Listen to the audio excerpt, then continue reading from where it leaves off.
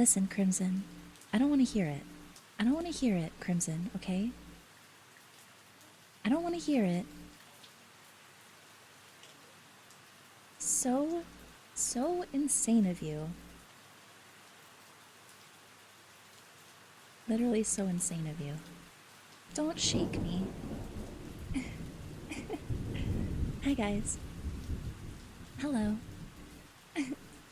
Welcome back. Welcome back. Did everyone eat dinner? Hi, Dr. King. Hello. Drock, I know you got first. I don't even have to check. I know you got first. Hi, Yasu. Hello. Yep, had Wingstop. I was right, right? I was right. You definitely got first, right? There she is. Oh, hi, Dynamic. Hello, Nudge. Hi, welcome back, everyone. Welcome back.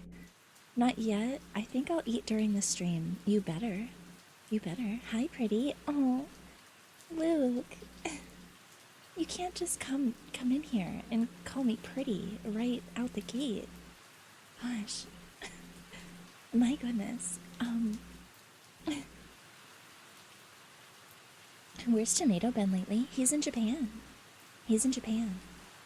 He's been keeping me updated. He was here earlier today. But he said so in chat, but it was like 4 a.m. where he was when he was here earlier. Cuz it's like a 12-hour difference or something. So it was like, yeah, I saw him pop in here and there. Yep. He was here just long enough to give me 10 gifted subs for a sticky note. And then he had to go to sleep. Well, I mean, you are pretty. Pretty beautiful, that is. Oh. Thank you. Classic tomato. Yes. So, Drock, you're probably gonna get all of my first redeems until he gets back. Time zones be like that. Yeah. For sure. How are you guys, though? Long time no see. Unless you just sleep at 6 a.m. like me. Well, yeah. Then you start to confuse me. I'm here. Welcome. Hello. Welcome back, Jackal darling. How are you? Oh, thank you for the head pat, Dynamic. Thank you. Thank you. I'm gonna be real. I somehow forgot about your sticky notes and got jump scared by them. Oh, yeah. Well, we are doing a subathon, so, you know, I make good on my promises. I'm gonna have to tell him that you guys are talking about him so much. I'm doing great.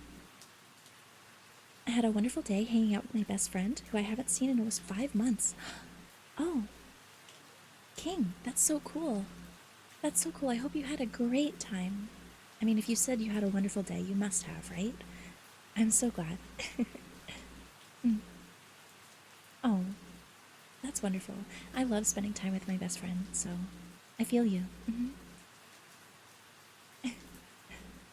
Oh my gosh, you guys. Oh, for anyone who was here for the audio debacle earlier today, I did play with some settings.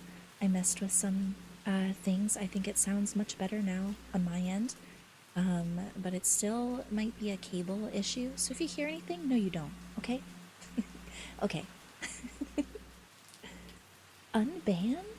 Unban? Why was I banned? What did I ban for?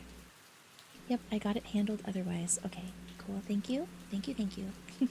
Yeah, Crimson will catalog anytime it happens. So if you are here, just be here to enjoy the story, okay? Tonight we're going to be reading Tales from the Hinterland, which I know I've said this multiple times, but it is the book of fairy tales written about in the Hazelwood book, the first book that we read on stream. So, yep, I got it handled otherwise. Oops, that's a problem because I'm here to enjoy you. So awkward. You're here to enjoy me? Okay, well, I mean, Crimson, if you are here to enjoy me, then feel free. But, you know, maybe we shouldn't do that on stream. That's a little inappropriate, don't you think? Hi, Aqua. Welcome in. How are you? Nice to see you again, Pookie. I'm gonna eat you. Good. The ban was accidental. Oh.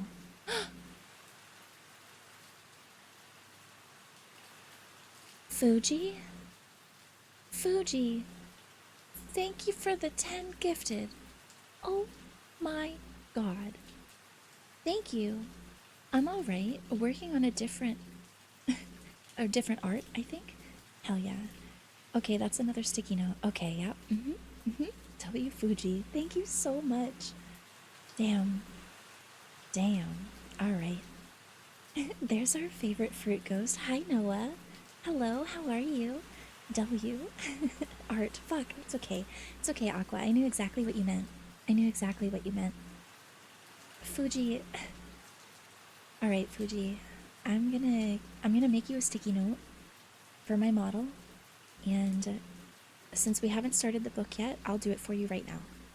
If we get a bunch of gifted subs while I'm reading, those sticky notes will be done after I'm done reading, okay? Just as a disclaimer. W Fuji, now how are you gonna show up and then not say anything in chat and then just give me 10 gifted like that? That's crazy. Completely unrelated to anything, but I feel like a genius figured out a way to easily beat the hardest thing in Terraria without even having to press a button. Damn. Yeah, Drac. You must be a genius. Big brain over here. Did you just put a J in chat because I said I can't believe you didn't say anything in chat? I can't. The audacity of this man, I swear to God.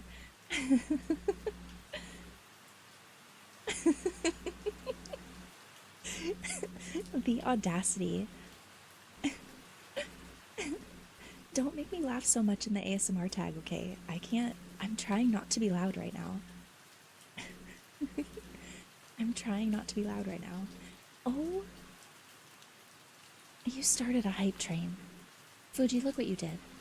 You started a hype train. Alright.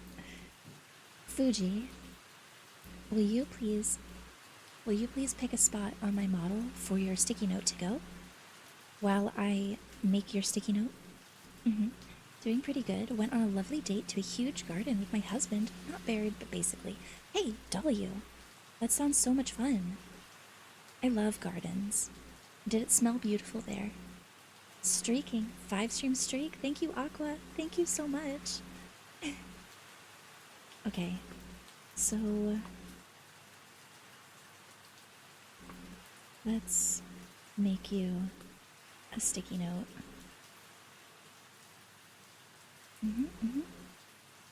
Loud? Y'all wanted to be loud? All you had to do was ask. No, we're not trying to be loud here. Fuji, if you don't pick a spot on my model, I will pick a spot for you. Okay, let's see. Oh. Do it. Do it. Okay, sure. Hi, Atlas. Hello. I'm back. Yes, Brovican, I am back. Nice of you to notice.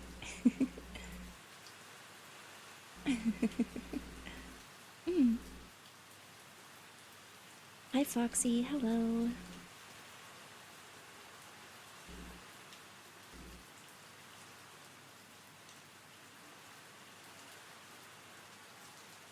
Oh god, sandwiches is such a long word. Fuji, I'm just gonna write Fuji. I hope that's okay. It'll look better.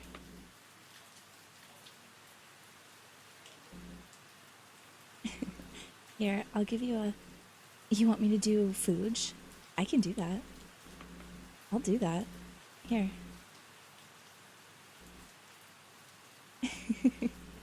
And here, I'll give you a little smiley face too.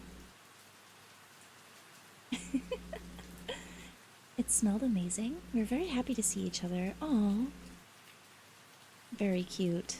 Very cute indeed. Very wholesome. My handwriting could be so much better, but I think this is gonna have to do. It's gonna have to do.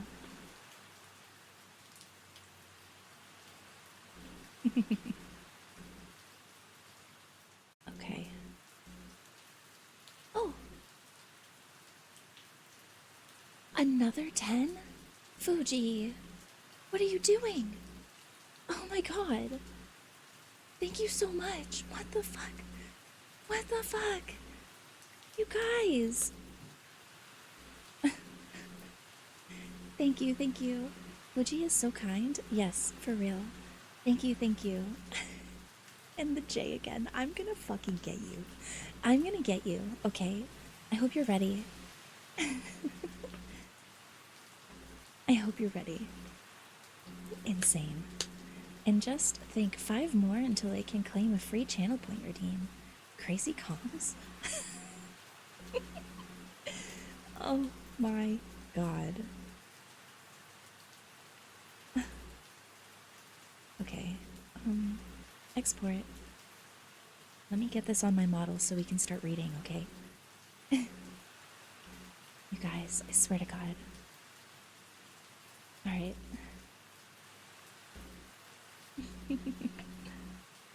I'm really looking forward to reading this book too, so let's see. Here it is. Download. Perfect. Where's my model? 3-stream streak, Luke? Oh, darling, you really do like me. Oh, what a cutie pie you are. Okay, let's see. Let's find... There it is. Just wait till I fucking get you. The temptation to join in is strong, but I've done my bit for the subathon. The temptation? There's still 2 more days. We talked about Howl's Moving Castle last ASMR, and while I was out today, I went to a used bookstore and picked it up along with the sequel and companion book. Yes, it is still on my, throne. It's something I do really want. Alright, Fuji, you said you didn't care and that you wanted me to pick, right? So,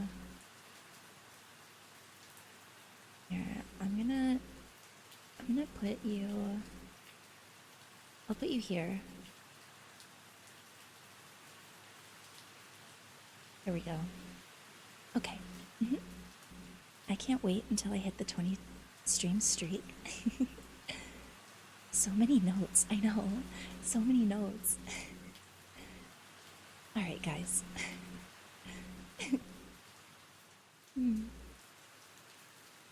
I'm close too. Oh, how close are you? No, I should behave. I should behave. We should behave, chat, right? Behaving? We know how to do that here, right? We know how to behave. Definitely. Okay, I turned the book magic on too. What are you asking here? What? Huh? Huh? Am I asking something? I like you, I guess. Good, because I like you too, Luke. You better not. It's book time. Time to get comfy, not silly. Yes, it is book time. You guys can be silly if you want, but it's time to read. Oh, Crimson Lion, thank you so much for the follow. Welcome to the afterlife, friend. Welcome, welcome. We're about to start reading a book that I haven't read yet. It's called Tales from the Hinterland. I just jolted so hard. Another crimson. All of these crimsons are finding me. All right. Okay, let's see. All right, my setup is all ready to go, chat. About to be the most chill dinner. Are you guys ready? Are you ready to get into it? Oh my god. The pages. After stream tonight, I'm gonna have to take pictures of these pages. These pages are beautiful. Oh, they're so cool. Book time. I won't actually be napping this time for once. I'm gonna be playing Cyberpunk. Oh, have fun. Okay. It looks like there's 1, 2, 3, 4, 5, 6, 7, 8, 9, 10, 11, 12. Oh, hype chest. What emotes did we get, chat? I got a monkey! Oh, fuck yeah. I love monkeys, chat. Okay, so the first fairy tale in this book, not the long pause between. Oh yeah, I did that on purpose. Also, hi rabbit darling. I love you, I missed you. Return to monkey. Okay. It looks like the first fairy tale in this book is the one that we read in the Hazelwood, in that book. It's the only fairy tale that I think was fully in there. So it'll be like a little recap, like a little refresh before we actually get into the stuff we haven't read yet. Oh, thank you for the follow, friend. Thank you. Welcome to the afterlife. Okay. Are you ready? Let's start, okay? The first fairy tale is titled The Door That Wasn't There. There was once a rich merchant who lived at the edge of the woods in a tiny town in the hinterland. Though he spent most of his days traveling, he was at home long enough to give his wife 2 daughters, the eldest, Dark, and the youngest, Golden, born 1 year apart.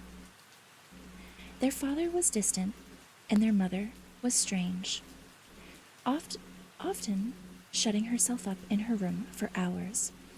Her daughters could hear her speaking to someone when they pressed their ears to the door, but only the eldest, Anya, ever made out an answer. The voice she heard was so thin and rustling, she could almost believe it was leaves against the window. On a winter's day when Anya was 16, their mother locked her door and did not open it again. After 3 days, the servants broke it down and found an empty room. The windows were shut, winter howled outside, and the woman was gone. But she'd left some things behind on the floor in a puddle of blood. A bone dagger. Anya heard the servants whispering about it and crept into the room to see for herself. The stain she found on the floor infected her with a horror of blood so fearsome she took to washing out her monthly rags in the dark.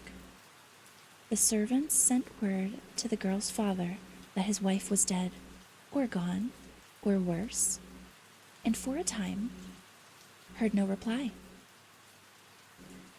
Until the first warm day of spring, when he drove up to the house in an unfamiliar carriage.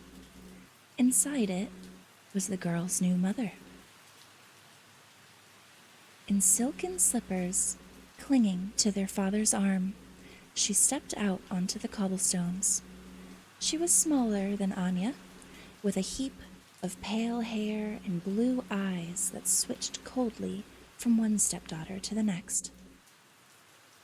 For half a year, their father stayed home, besotted with his new wife and tolerating his children. They ran as wild as they always had, accustomed by then to raising themselves, and thought very little of what their stepmother, of their new stepmother. But their father grew bored of the woman in the end, as he'd once grown bored of their mother, as he'd always been bored of his daughters.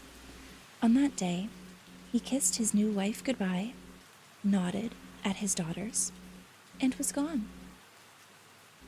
Now their stepmother had the run of the house and of her stepdaughters. Whether she was bored or whether she was wicked, it came out to the same thing in the end. First, she snapped at the girls, demanding they stay close by her. Then she pushed them away, slapping them at the slightest provocation, carrying scissors in her pocket to cut off hanks of their long hair. When she left the house, she locked them up, to keep them from misbehaving, she said. But she kept them in their mother's room, where the windows were warped shut and the stain on the floor taunted Anya like a vile black mouth. Their mother's bed had been chopped into firewood after her disappearance. All the pretty objects she'd surrounded herself with were sold or locked away. The girls rattled like seeds around the empty room, avoiding the poisonous blot on the floor. At first, their stepmother stayed away for a few hours, and then a whole day, and then an entire night. The first time she left them locked up from dusk to the next, Anya beat on the door and screamed until her throat and fists were raw. But no one came. When the stepmother finally opened the door, she wrinkled her nose at the smell and gestured at the chamber pot. "Empty it," she said. Coal and rouge melted into candy swirls on her cheeks. She wouldn't meet her stepdaughter's eyes. There came a day when she locked them in with a bowl of apples and a jug of water, and did not come back. The sun rose and fell, rose and fell. On the third day, Anya looked out the window and saw the servants walking down the lane, their belongings on their backs. The house was empty. The apples were eaten, the water long gone. The window wouldn't open and the glass wouldn't shatter, even when Anya smashed at it with her boot. The night the sisters lay together in the middle of the floor, trying to keep each other warm, Lisbeth was sunk in shallow sleep when Anya heard a sound she'd nearly forgotten. A sound like leaves rustling together outside an unlatched window. It came from the bloodstain on the floor. Slowly she inched her way towards it, resting her ear just over it and holding her breath. It was deep, deep in the night when the rustling resolved into a voice. "You will die," the voice told her. Anya rolled away, angry. "I know," she replied fiercely in her mind. "We're half dead already." "You will die," the voice said again. "Unless..." And it told her how she could save herself and her sister, how she could remake the world just enough so that they could live. It would take blood. When the sun rose, Anya told Lisbeth what she'd learned. Their mother wasn't dead. She was gone. She'd used magic to make a door, and it had taken her far, far away. Their mother's blood had spoken to Anya and told her how to make a door of their own. "It will take blood," she told Lisbeth, "but it can't be mine." This was a lie. Anya wasn't cruel. She was frightened. The idea of opening her own veins filled her with a terror that felt like falling forward and forward without end. She swallowed the bitter taste of the lie and took the bone knife from the plate the voice told her she'd find it in, behind a loose brick inside of the fireplace. "The blood can't be mine," she said again, "because I'm the sorcerer. I must make the door, and you must sacrifice the blood." Lisbeth nodded, but something in her eyes told Anya she knew the words were a lie. This made her angry. When she drew the blade across her sister's wrist, the anger made her careless, and the blade bit too deep. Lisbeth said nothing as her sister took her wrist and used it to paint a door. She painted the sides of it first, in 2 continuous lines, scraping Lisbeth's wrist over the stone. She lifted the girl as high as she could paint, a lintel over the top. When Anya eased her back onto her feet, Lisbeth was as white as the flesh of an apple. Anya turned away from her sister's drained face and said the words that would make the blood into a door. Words the voice had said to her ear 3 times, so she'd remember. All at once the stone wicked up the blood, and the red of it became lines of warm white light. The newly made door swung towards them, letting out a breath of warm air and a scent like clean cotton. They held hands and watched it open. Then Lisbeth moaned and swayed and crumpled to the ground. Her arm stretched out, her cold fingertips nearly touching the door. The door that wasn't there, and then was. The door that her lifeblood fed.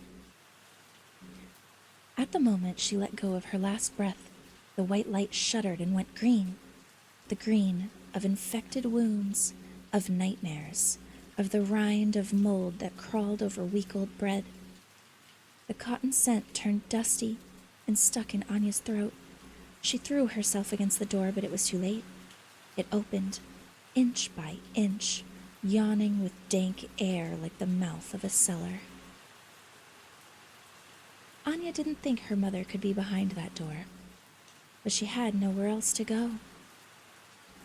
She lifted Lisbeth and carried her through. The room she stepped into was just like the one they'd left, but reversed. Anya's eye went to where the stain on the floor should be. In its place was a pool of bright blood, freshly drawn. She limped across the floor, still holding her sister's body, and wrenched open the door. The hall behind it curved left instead of right, and the lanterns on the wall were gone, replaced with paintings of people Anya didn't recognize. Their eyes were charred holes and their mouths were wet and red. The hall hummed with heavy green light. Cradling Lisbeth, Anya moved through the house. It was cold and smelled of coal, dust, and iron. In every fireplace curled heatless flames. On every table were plates of rotting meat, or glossy dark flowers with pollen dripping livid from their hearts. When she opened the front door, she saw the sickness spread beyond the house. The branches of trees had become slender bones. The dust of the road crackled ashes. I did this, she said to herself. I killed my sister. Her death made a door, and the door opened onto death. It took hours, but she dug deeply enough into the burnt earth to bury her sister. Then she set off towards town to see if she could find anything living. Town was a place of strange horrors. Not a body to be seen, just a heavy sky that bathed the whole world in light the color of disease, and locked houses and windows painted a blind black. Anya grieved and wandered, but never wearied. She needed neither sleep nor food nor drink, and when she ran the bone knife over her own wrist, it made no nick in her skin. In desperation, she scaled the vines, slipping over the walls of a cottage, hoisting herself onto the crumbling gray shingles of its roof. From there, she jumped. She drifted to earth like an autumn leaf, touching down unharmed. There she lay, praying for an end, though every prayer tasted as bitter as the lie that had killed her sister. It was then that the voice spoke to her once more. It had been a long time since she'd lain on the floor of her mother's bedroom, letting it whisper secrets into her ear. Longer than she thought. Far away, her stepmother was dead, killed by a fever. Her father had taken a new bride, who'd borne him a son. Will you take me back home? Anya pleaded. You are asking the wrong question, the voice replied. It led her through town, back to the grave she dug in front of her father's house. From it, a black walnut tree had grown. Its rustling leaves were the only moving thing in the blighted land. Lisbeth, Anya said, and laid her hand on its trunk. With a rustle like a sigh, the tree dropped 3 walnuts into her hand. She cracked them open one by one. Okay, I'm interrupting the book. Measy, oh my gosh, thank you so much for the raid. Thank you. Raiders, if you guys don't know me, my name is Casket. I'm a friendly ghost VTuber. Wonderful to have you here. Measy, I see you were playing Repo. I hope you were having a great time. I'm so thankful for the raid. Thank you. I made the message for this purpose. I know, but Measy is my friend. I want to make sure that I greet her and her raiders. Thank you, guys. Thank you, thank you. It's okay. I'll cut this out of my video if I need to. You guys are important to me. Thank you so much. Oh, I love you so much. It's okay. Crimson's gonna bully me for this, but honestly, you guys are worth it. Thank you. Please sit back and relax and listen to the ASMR reading if you so choose, but if you need to raid and run, please feel free, okay? Thank you again for the raid. Thank you so much. Oh, thank you for the biddies. Thank you, Clea. Thank you, thank you.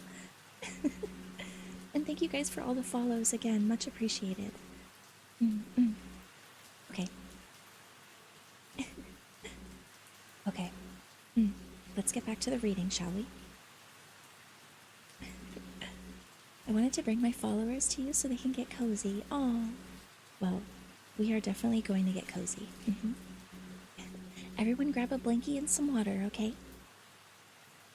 Thank you for the raid again. Alright. Back to the book.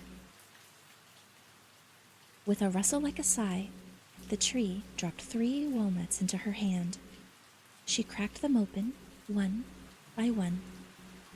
The first held a satin dress the color of moth's wings. The second held a pair of slippers with the black shine of petrified wood. The third held a translucent stone the size of an eye. When she peered through the stone, the world around her burst into life. The day was clear, the trees were blooming, and a carriage was bearing down on her. The driver didn't see her, but the horse did, and reared, hooves high over Anya's head. She dropped the stone, returning to her miserable realm, and now she understood what her sister had given her, a window on to the land of the living. Do with it what you will, the voice told her, but do not squander your sister's gifts. Anya waited until the green light had faded to murk, marking night in this in-between place. She put on the moth-wing dress and the slippers. She combed back her heavy hair. Then she raised the stone to her eye. She saw her home as she once knew it, when she was a girl with a mother and a father and a sister named Lisbeth. She held the stone in place like a peephole, circling the house and looking into its windows.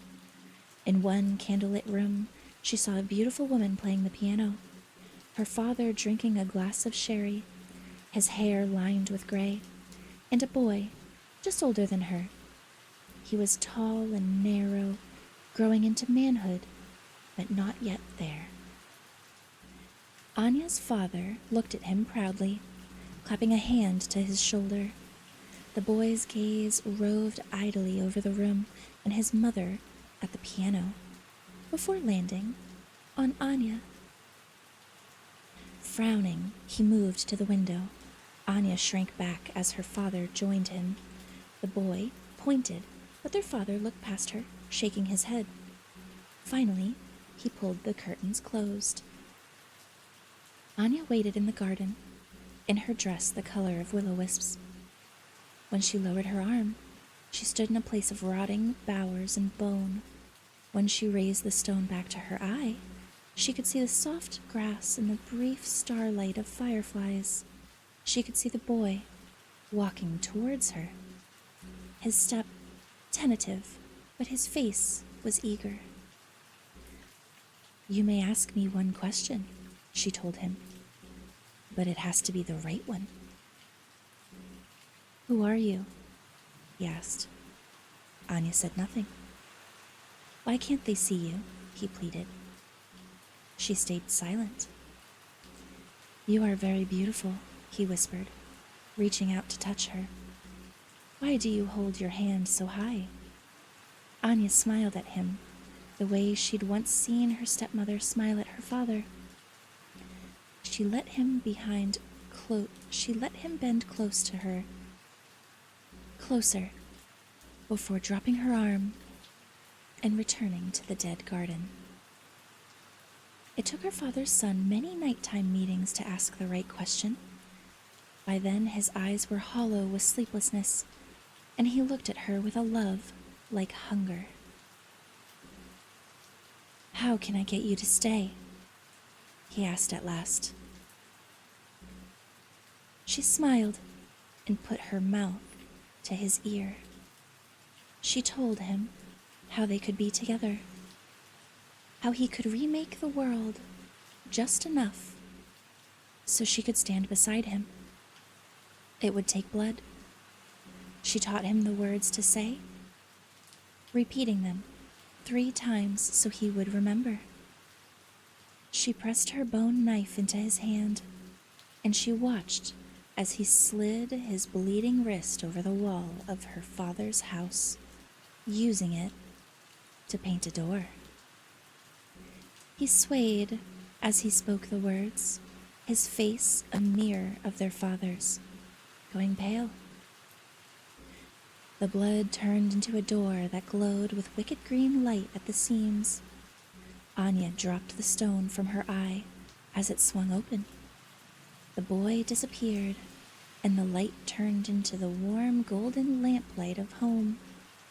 As Anya walked through the door, she could feel the faintest brush of her half-brother stepping past her into the lifeless place that death had made. Then, she was standing in her father's house, alive and alone, and death didn't feel cheated because she'd traded him one prisoner for another. She lifted the stone just long enough to peep through it at the boy standing in her place, his face terrified, before putting it into her pocket.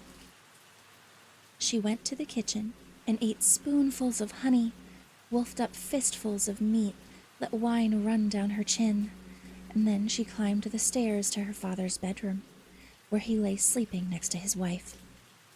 She felt the bone knife she'd snatched back from the lost boy twitching where it lay against her breast. She didn't cut her father's throat. She cut his wife's. She laid the stone in the dead woman's hand, where her father would be sure to find it, and hold it to his eye to see the dead world that crouched beside his own, and the son who would call to him always, but whom he could never retrieve.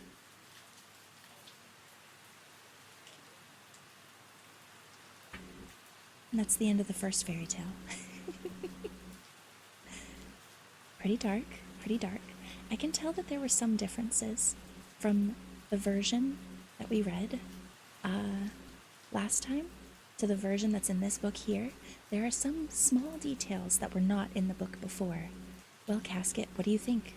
What do I think? What do you mean, what do I think? What do you think? What do you think, chat? Well, that was riveting. Mm-hmm. You always ask us, so I do always ask you.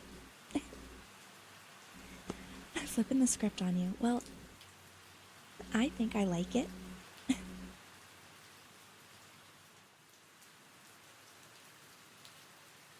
I think I like it. I think, like I said, I can tell that there's differences. It's the same story that was in the other book, but this one has smaller details. Like the fact that the stepmother, her description was more fleshed out in this book. She had rosy cheeks, and the coal of her eyes was dripping. Like, that implies something. And it was not in the original book. So I just really like all the little details they added to this story. It's definitely something, and I'm ready for more of this book, okay? Well, the next fairy tale in here is called Hansa the Traveler. And if you guys remember, in the Hazelwood, that was a fever dream. If you guys remember, in the Hazelwood, we met Hansa, or technically, Alice met Hansa. So I'm interested to know what Hansa's story is, because it has to do with the moon, remember? Remember how the moon, Hansa was calling the moon her grandmother, or something like that? We finally get to know what her story is. Maybe I'm looking forward to it a little bit too much, but I do. I can't wait to read it. Freedom, I'll be home soon. Ah, Biscuit. Okay. Can't wait to have you here. Alright. Are we ready for the next chapter? I am.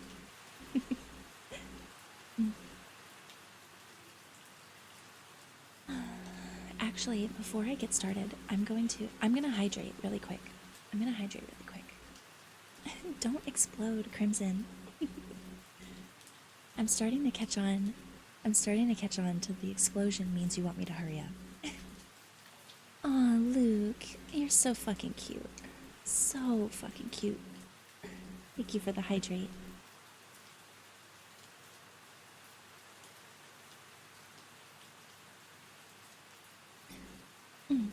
Okay.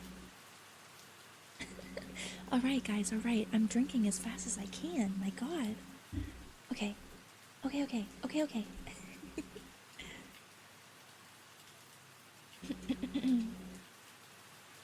Drink deeper? Wait, be cool, chat. You want me to drink deeper? Maybe after the books, okay? We know you're cuter, Cass. Luke, come on. That is just simply not true. And you know it. Alright. Here we go. Hansa, the Traveler. There was a girl who spoke to the moon. That isn't enough to make a tale, but to her the moon spoke back. The girl's name was Hansa, and she lived with her grandmother an hour's walk from the sea.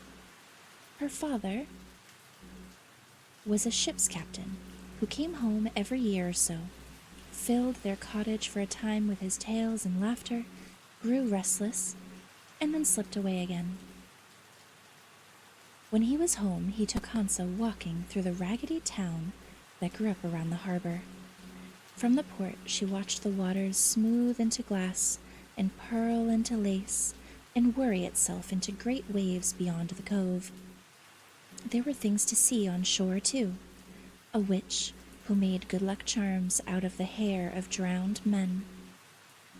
A tinker with blue eye and a green, so you knew one of the two was fairy-kissed, but you didn't know which one. The salt-stained atlas her father bought for her, whose pictures moved of their own accord. But he always delivered her back to the cottage and her grandmother before dark, because while Hansa had seen many things and imagined many more, there was one she couldn't conceive of. Hansa had never seen the night. Every evening, as the sun lowered itself, her grandmother latched the doors and windows and drew the curtains tight. She made Hansa sit beside her until bedtime, unsnarling her knitting. On the nights Hansa's sight went blurry with boredom, and the whole onion-scented cottage seemed tight as a fist. She dreamed furious dreams of running away, as her father had, to sea. Perhaps her grandmother knew of these dreams, because she kept Hansa's world as small as she could, bordered by the cottage walls and punctured by chaperoned walks in the sun. Children Do not go out at night, she said through tight lips. When Hansa pressed her on the subject, as her father had told her no differently, Hansa had no choice but to believe it. Years passed before she learned from the butcher's boy that not all children are kept from the night. 12 years old and flushed with fury, she demanded an explanation. Is it wolves I have to fear? She asked. Highway robbers with stolen brides? Dead women with pointed teeth? None of those, said her grandmother, who had no imagination. She sighed and set down her knitting. What you must fear is the moon. I had it from your father the day he brought you home to me. The moon will kill you as soon as look at you, and you must be kept from her sight. This was very interesting to Hansa. More than anything, she wanted to know how she'd made such an enemy of this stranger, the moon. She thought long on how she might escape her grandmother's watchful eye, setting at last on a plan. She would, each night, serve the old woman tea with white honey, mixing it sweeter and sweeter until the honey could hide the flavor of the herb that cured sleeplessness. On the night Hansa steeped the herb in the syrupy tea, she kept her face turned towards the fire as her grandmother drank it down. The old woman nodded her head, slowly, slowly, until it dropped to her chest and she was sleeping. The moment her eyes blinked shut, a wind came down the chimney. It swept past Hansa and set all the curtains in the house to twitching. One moved aside just long enough for Hansa to spy something through it. A bright button pinned to the night sky like a medal to a general's chest. So this was the moon, her enemy. Though Hansa had never seen her before, she recognized her at once. She knew the sun had a sister, and a whole host of nieces that sugared the sky at night. Hansa ran to her room, peeled back the curtain, and used one of her grandmother's knitting needles to pick the lock on her window. Night air poured over the sill. It reached in like a hand with starry rings on every finger and scooped her up. She lay on the roof in her nightgown, gazing at the moon and her daughters. Though she was not unafraid, she was the happiest she'd ever been. Hello, moon, she said in her mind. Why is it I must fear you? Hello, granddaughter, the moon replied. There is no need for fear. Indeed, I am your greatest friend. Hansa was not surprised. In the endless, unfamiliar realm of night, it felt natural that the moon should speak to her. My grandmother is asleep downstairs, she said drowsily, without opening her mouth. Why do you call me granddaughter?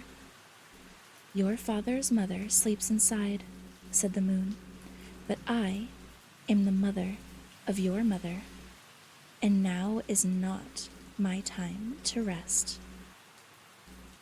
Hansa's heart quickened. Nobody ever spoke of her mother, not even to curse her for her absence. Hansa had always felt as motherless as a tree. But even a tree has roots, said the moon, and the seed that births it. You're young still, but old enough. If you'll listen, I'll tell you a tale of your mother. It was a moonless night when your parents met, a night so calm and clear that the stars, my daughters, could see themselves in the water. Because your mother is vain as a mermaid, she drew too close to the sea. Your father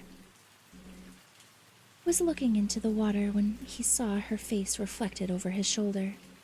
Her beauty was such that he caught her by a hand, and he caught her by a heel, and he pulled her onto his ship.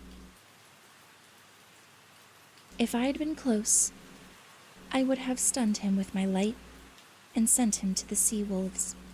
But the night was moonless, as I said, so he and my daughters had their foolish way with each other. It was another such night, when he was homeward bound, that he stepped onto his deck and gave him a child, wrapped in a blanket woven of storm clouds, bits of thunder trapped in its folds to soothe the little one's sleep. Hide her from the night, your mother told him, for it was you wrapped in that blanket. Hide her from the moon. If my mother learns of her, she'll tell my husband of our Congress. He's a tide, and in his jealousy will drown you both.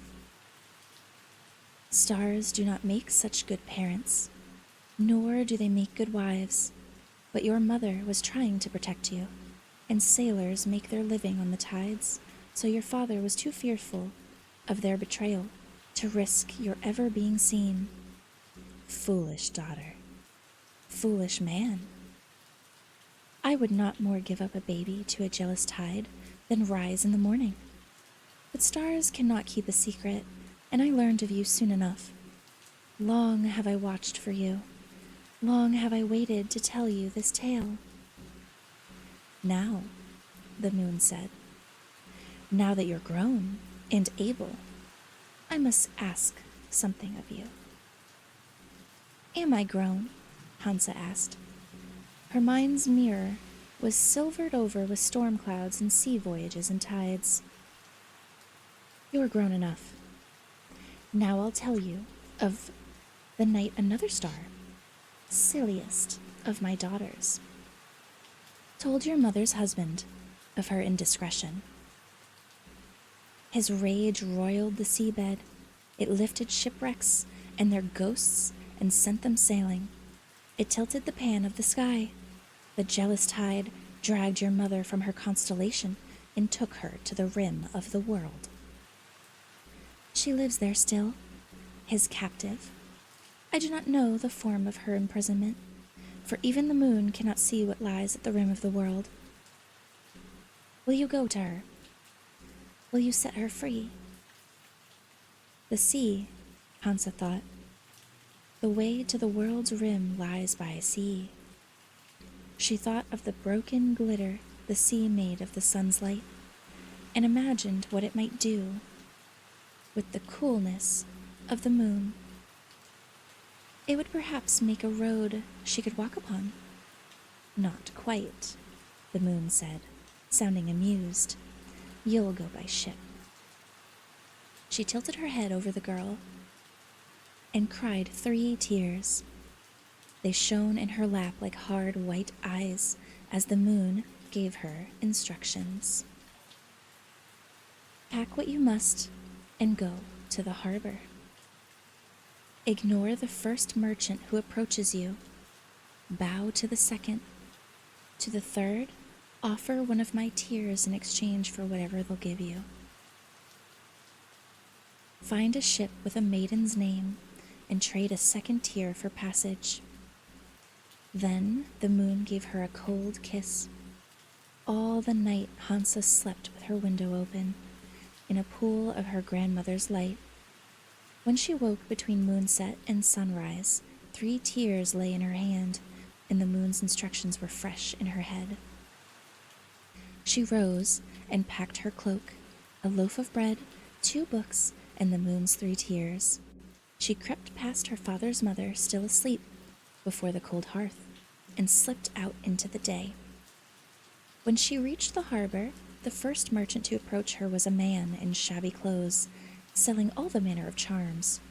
Dried seeds, he called serpents' tongues. A string of stones he claimed were the moon's own tears, which Hansa would have known for river pearls, even if she hadn't the proof of his lies in her pocket. She passed him without a second look. The second merchant was a green-dressed woman, very tall, whose one eye watched Hansa carefully. Hansa bowed to her deeply, and the lady seemed satisfied.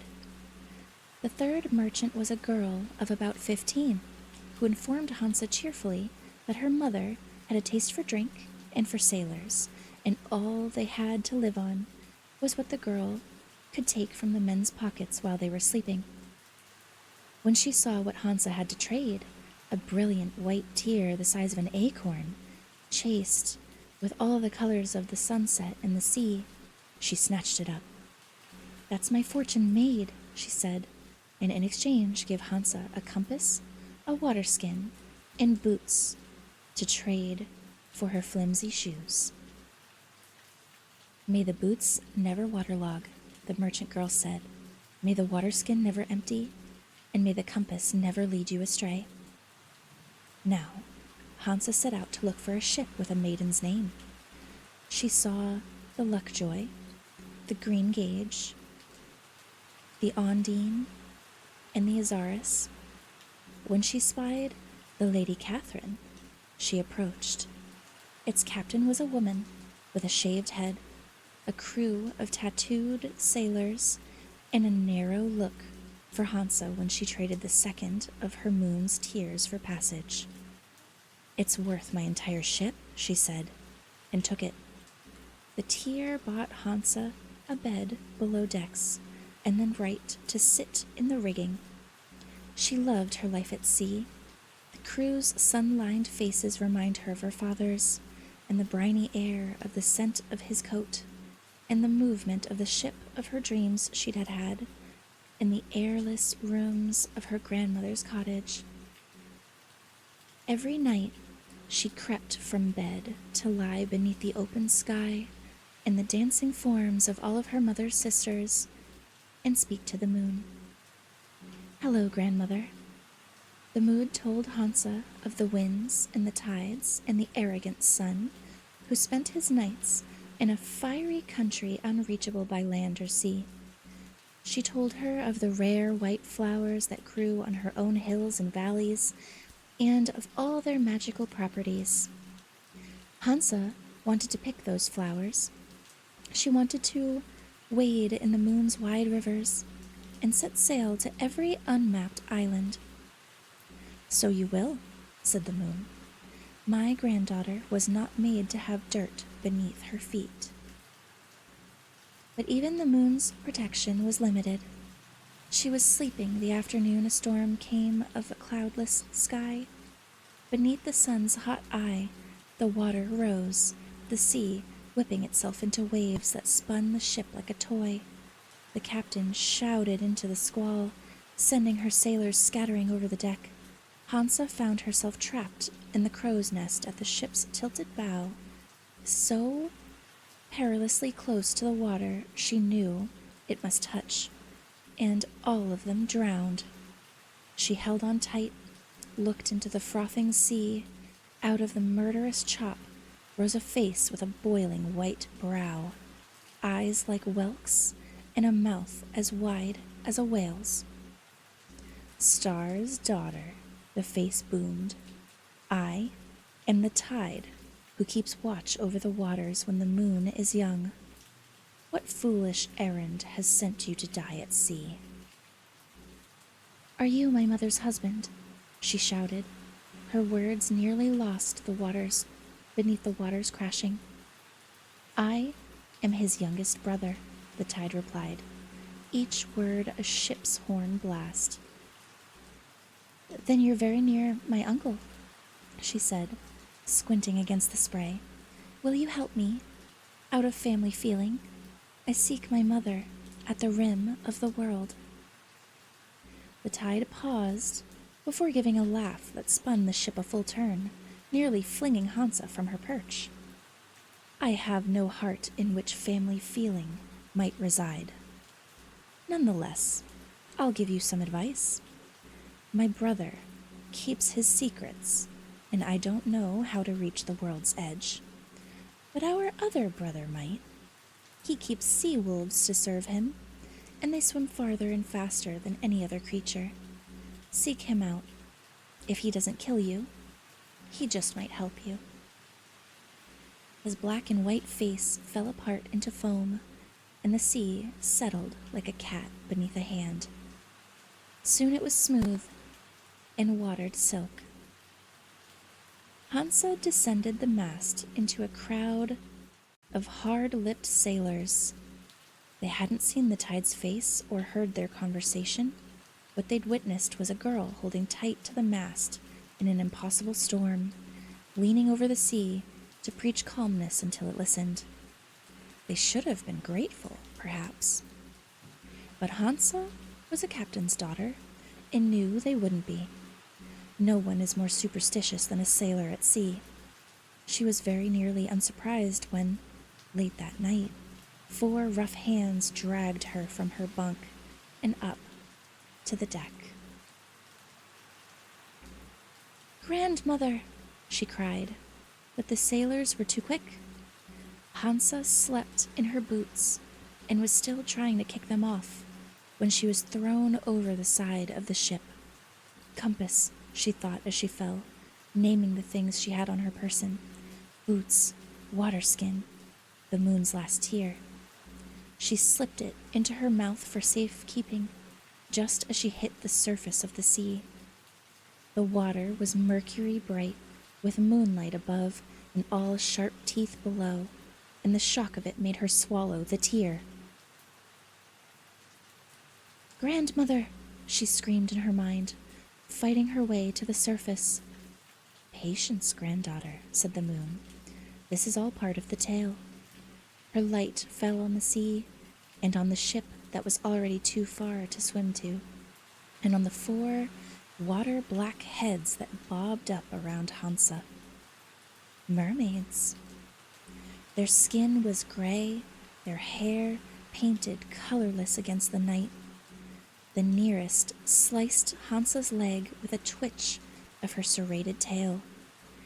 "Pretty little star child," she said, her voice syrup and salt in a seagull's scream. "Not so pretty," the second one sniffed, moonlight catching on the points of her teeth. The third dipped below the water to run a rough tongue over the flesh cut on Hansa's calf. "And only half star," she said when she resurfaced. "You should have chosen land or sky. The sea does not want you." "No last words, little mongrel," said the 4th mermaid mockingly. "You'll have less to say soon enough.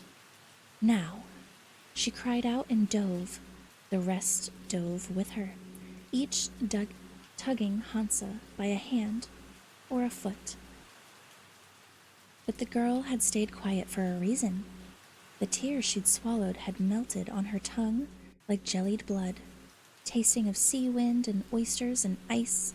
It slid down her throat, rooting in her belly and sending out shoots into her arms, the skin there shading to gray, into her legs, fusing them together, frosting them over with scales. Her eyes grew a shining skin to keep the water out, and her rib cage broadened, hardened, becoming a treasure chest even the sea couldn't crack. When she breathed in, she breathed the sea. Her throat and lungs were gilded into little waterways, so she could live on both air and ocean as the mermaids did. "She's played a trick on us," one of them said sourly. Another whipped Hansa's new tail with her own. "If she won't play fairly, neither will we," she said, and the 4 of them spun away. Hansa lost them quickly in the water. There was nothing for it but to swim. Past fish with animal faces and down into a forest of sea fronds curved and carved like wooden screens. Her lashing tail carried her through cold that would scour the flesh off a sailor's bones.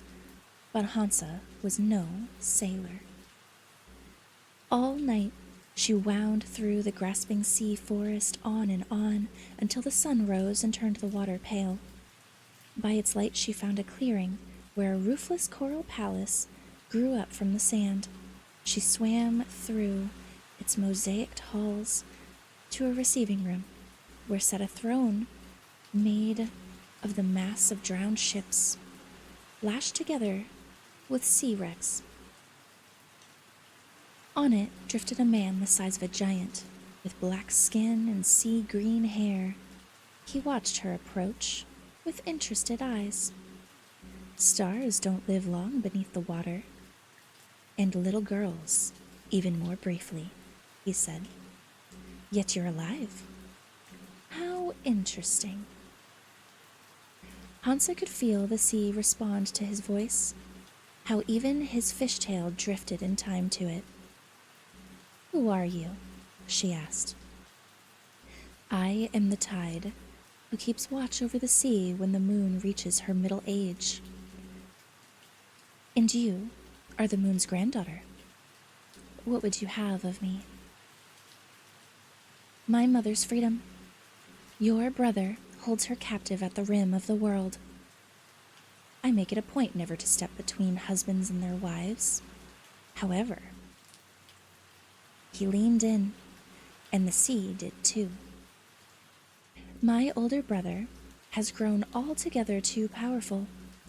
So long as he holds the moon's daughter, he holds the moon in his thrall as well. I will help you travel to the rim of the world, and I will tell you how to release your mother from her marriage bond. He whistled, and a hound came forward, or what must pass for one beneath the waves, a rippling thing of silver scales, holding in its mouth a sea-glass dagger. There is one way to break their bond. You must remove your mother's hand, the one that bears his wedding ring. This dagger will cut through any manner of bone, even that of star folk. Will you take it? Hansa nodded, but still the creature did not give her the dagger. It's a long way yet to the rim of the world, the tide told her. My wolves will only take you to the beginning of it. For going any farther does strange things to travelers. They say you lose pieces of yourself, that far from the world's heart. Be wary, Hansa the traveler. The wolf dropped the dagger into her hand and took her by the neck. It was joined by two of its sisters, and the three bore her up out of the palace into the great expanse of water overhead. Hansa's skin began to burn. The arms of the sea were tightening, threatening to break her in their grip. As the tier's protection faded, the water was no longer alive to her. She took in a mouthful of salt just as the wolves broke the surface of the water. They pulled her through the warm skim at the sea's very top and let her sleep on their backs when she tired. They drove down to catch little creatures for her, briny things that slept in seashells and cracked between her teeth. Though she drank often from her water skin, it never emptied. Mermaids paced alongside them for miles, calling out in their curdled voices, but did not dare come close. At night, the stars broke from their dancing to bow Hansa kisses, and by day she watched the sun and was curious. Great uncle, she said to him in her mind, will you speak to me? But the sun is haughty and rarely recognizes even his own children. On the third morning, Hansa felt her boots dragging over the rising seabed. Before coming to rest in the shallows, the tide's hounds had carried her over a journey's worth of sea and must leave her now at the beginning of the end. They nosed around her hips, crafty eyes shining, and sped in 3 silver dashes back towards the deep. She watched them go. Behind her lay the entirety of the sea and sky. Here the fickle sun pulling clouds nearer to him, then burning them away. There the moon, forever showing different versions of her face, and all her daughters dancing their ancient dances around her, with an empty space among them from which Hansa's mother had been torn. Behind her was day and night and sea and land and all the pages of her own history before she became a traveler. She turned her back on it and faced the rim of the world. At the world's edge is one last wood. It's a foggy, tricksy place where fine white mist turns the air to tow. Hansa took her compass from her pocket and let it lead her through the wood. It was full of more than mist, she learned. The tide's second brother had warned it might take pieces of her away, but first it returned to her things she had lost. She followed the sound of her other grandmother's voice, and the land-locked scent of hot heather and bread and fire. There came the strains of a song she'd never heard but knew. Her mother had sung it to her in the handful of days they'd had together after Hansa was born. The mist meant to beguile her, but her compass led her through.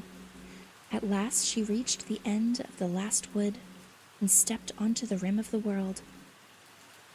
The journey did take pieces of her away, but it was only after leaving the mist that she knew what those pieces were. They were her years, stolen away as she wandered. She walked into the woods a child and walked out an old woman. Bones aching and vision dimmed. She held off grieving by telling herself this was one more enchantment she could undo. At the world's end was a little house, 2 figures standing before it. The woman had blue eyes like Hansa's, and the man gray hair to his hips. They did not touch each other or speak, but there was peace between them. Hansa had gained age without much wisdom, and still she could see it. "Who are you? Who has traveled so far to see us?" the man asked pleasantly. The woman said nothing. On the 3rd finger of her smooth left hand a ring of blue water spun. "I have traveled far," said Hansa, in her cracked old woman voice, "to release my mother from her marriage bond." She kneeled in front of the star, who looked at her hazily. "Mother," she said, "do you know me?" Then she took the tide's dagger and sliced off her mother's left hand. The hand turned at once into starlight, dissipating in the air, and the ring shivered into droplets that patterned to the earth. The star said nothing and looked at no one. In a liquid, silver rush, she leapt back into the sky. The tide watched her go with a look of great calm. "I'll win her again," he said. "Stars have hardly any memory at all. Did no one think to tell you that?" With a tilt of his hand, the droplets of his ring drew themselves together and swelled into a wide blue wave. It picked him up and carried him over the top of the misty woods towards open sea. Hansa stood alone on the sand, her skin weathered and her bones curved by the years she hadn't lived, that she'd lost in the mist of the woods. "I'm sorry," said the moon.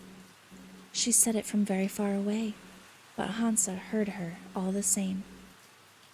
"I cannot return your years to you," the moon told her, "but I can offer you a kind of eternity." What kind? Hansa might have asked. And how? But she wasn't given the chance. Before she could speak or think, the moon took her fragile body and flung it up among the stars. Hansa was an old woman with her feet on the ground, then a different thing rising through the sky. Her skin peeled back, her bones boiled white, her thoughts came apart like the beads of a broken necklace. All the pieces of her that were left separated into new stars, picking out the shape of a girl. And so, Hansa the traveler was granted her eternity. On moonless nights, the stars that were Hansa let go their grip on the sky. They fall into the sea and shine beneath it, harrying the tides. They rise like foam and come together into the body of a blue-eyed girl. She dives past the silver, through the blue, into the black. She runs her fingers through the seaweeds there and remembers when her life was sunshine and captivity. She wonders which prison is preferred, a sealed cottage or the silence of the sky. And that's the end of Hansa the Traveler. Interesting. I did not see that coming. I did not see that coming. Damn, that's a nice ending. Kind of. I mean, she traded one prison for another. Intriguing. Oh, Luke, cutie, thank you for the hydrate. So, Cass, what do you think? Crimson?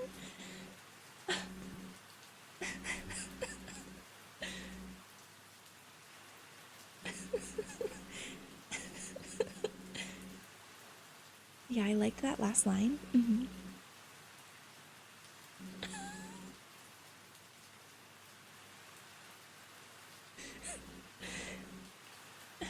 Crimson, you're in trouble.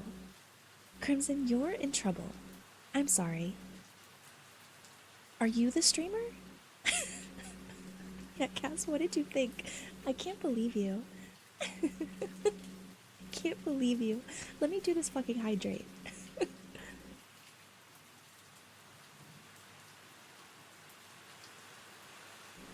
God. Why are you typing it in all caps too?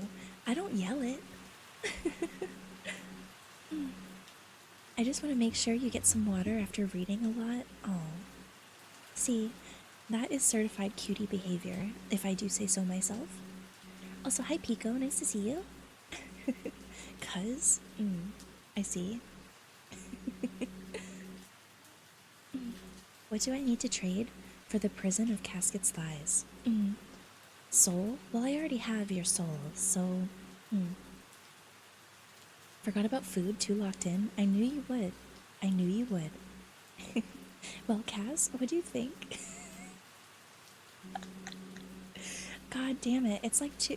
Alex!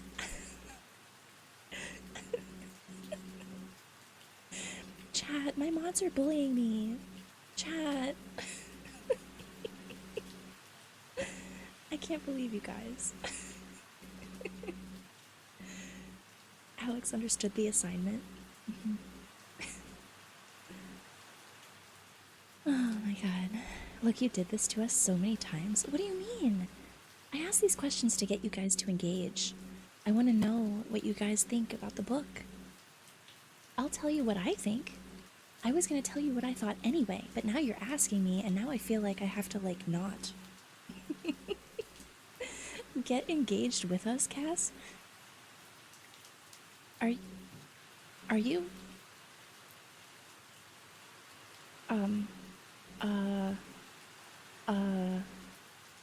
Uh-oh, we got Bratskit? You do not want me to be a brat right now, okay? You guys already unlocked the Yandere ASMR stream. That will come another time, alright? We like you, so we're putting a ring on it. Oh my god.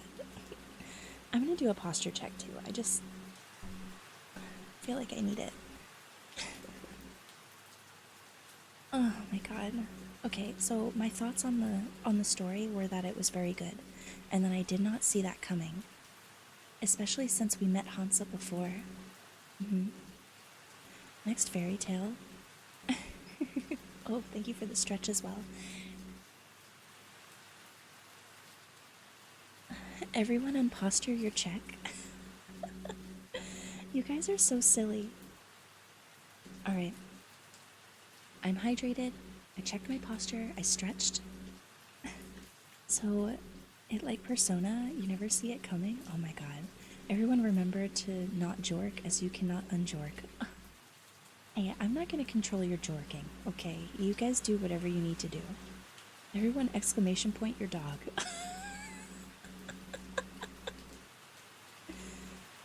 Oh my god, you guys.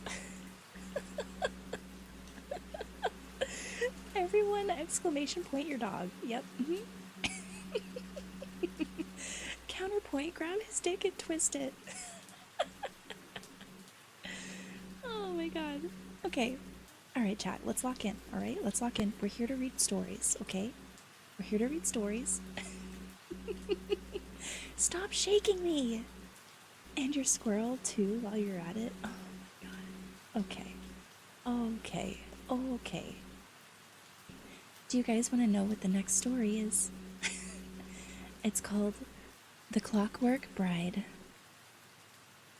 Okay, let me grab my books. Oh my fucking God. I'm sad. Yeah, the next one's called The Clockwork Bride. Are you ready? Do you want to make fun of me some more, or can we move on? Okay, I'm sat. I've got my books and Red Bull. Okay, thank you for shaking me. Got it. All right. Continue. Yes, sir. Yes, sir. You got it. Right away, sir. My God. Okay. All right. The Clockwork Bride. The toy maker arrived in town on the back of rumors so vicious they cut the tongue. Fanciful, unsavory tales that his hands could make anything, from clockwork assassins to skeleton keys. That baroque misfortunes befell those foolish enough to become his enemies, and kept him from roosting too long in one place. Most impossibly, it was whispered he had recently courted a daughter of the king. When the girl rebuffed him, he'd answered her rejection with a gift, a clockwork so enchanting she followed it out of her room one night and down to the hushed black ribbon of the river, where she followed the thing into its water and was gone. But the shop the toy maker opened overnight, packed to its corners with living dreams, was too beautiful to be the work of wicked hands.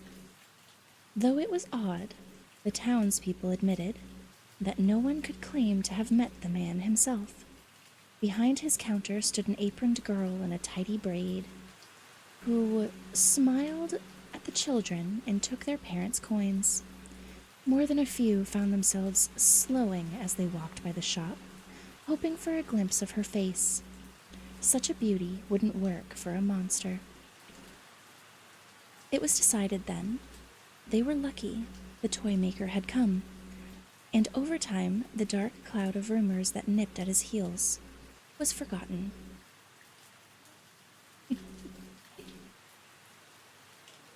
Only Eleanor did not forget. 13 years old, she should have been past the point of longing for toys, and yet often she wondered what manner of toy was bewitching enough to coax a princess from her bed.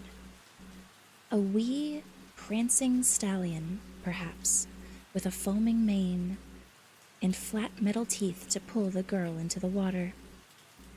Eleanor would risk anything to receive such a gift.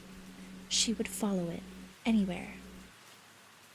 In a threadbare cloak and a dress she'd long ago outgrown, she walked between her mother and her brother, Thomas, through the kind of winter day that dulled its teeth on your bones. Everything she laid her eyes on was damp or dim or scorched with cold, all but the toy maker's shop. Her mother's gaunt hand tightened on hers as they passed it, a silent warning not to stop. But a crowd of children stood out front, and that could mean only one thing. "New toys today?" a boy called out, running past them. Eleanor tugged free of her mother and ran over the icy cobblestones, pushing her way towards the shop's bright window. Inside, she saw cut paper ballerinas that spun on strings, whole towns carved from wood and populated by tiny porcelain people. There were feathered masks and tin swords and dolls with clever eyes that blinked. But best, by far, were the clockworks. Animals and fairies and carriages and ships, butterflies that lifted the delicate glasswork of their doubled wings. Today the toy maker had added to his menagerie a poppy red dragon. a pair of tussling fox kits, and a marvelous hare, which hopped and twitched its mottled ears just as if it were alive. Eleanor could almost feel the greasy give of its brindle fur beneath her fingers and smell its oiled metal musk. As Thomas shoved in beside her, the scent of his hair, sweat, and smoke and liniment pulled her roughly from her daydreams. "Why bother looking if you cannot buy?" one of the children said nastily. Thomas dropped his head, but Eleanor favored the speaker with a knife-point smile. "Say one thing more," she said. "I beg you." "I only mean to warn you," the girl replied, her voice a smooth blue river with rocks beneath it. "The toy maker punishes thieves. He'll drown you. He'll come for you in the night with his silver calipers." "I wish he would," Eleanor thought fiercely. Her neck burned with shame, and her fingertips pressed to the glass, their warmth turning into frost, to wet jewels. "I wish, I wish, I wish." "Did you see the tin soldiers?" Thomas whispered from the pillow beside hers. Eleanor shook her head.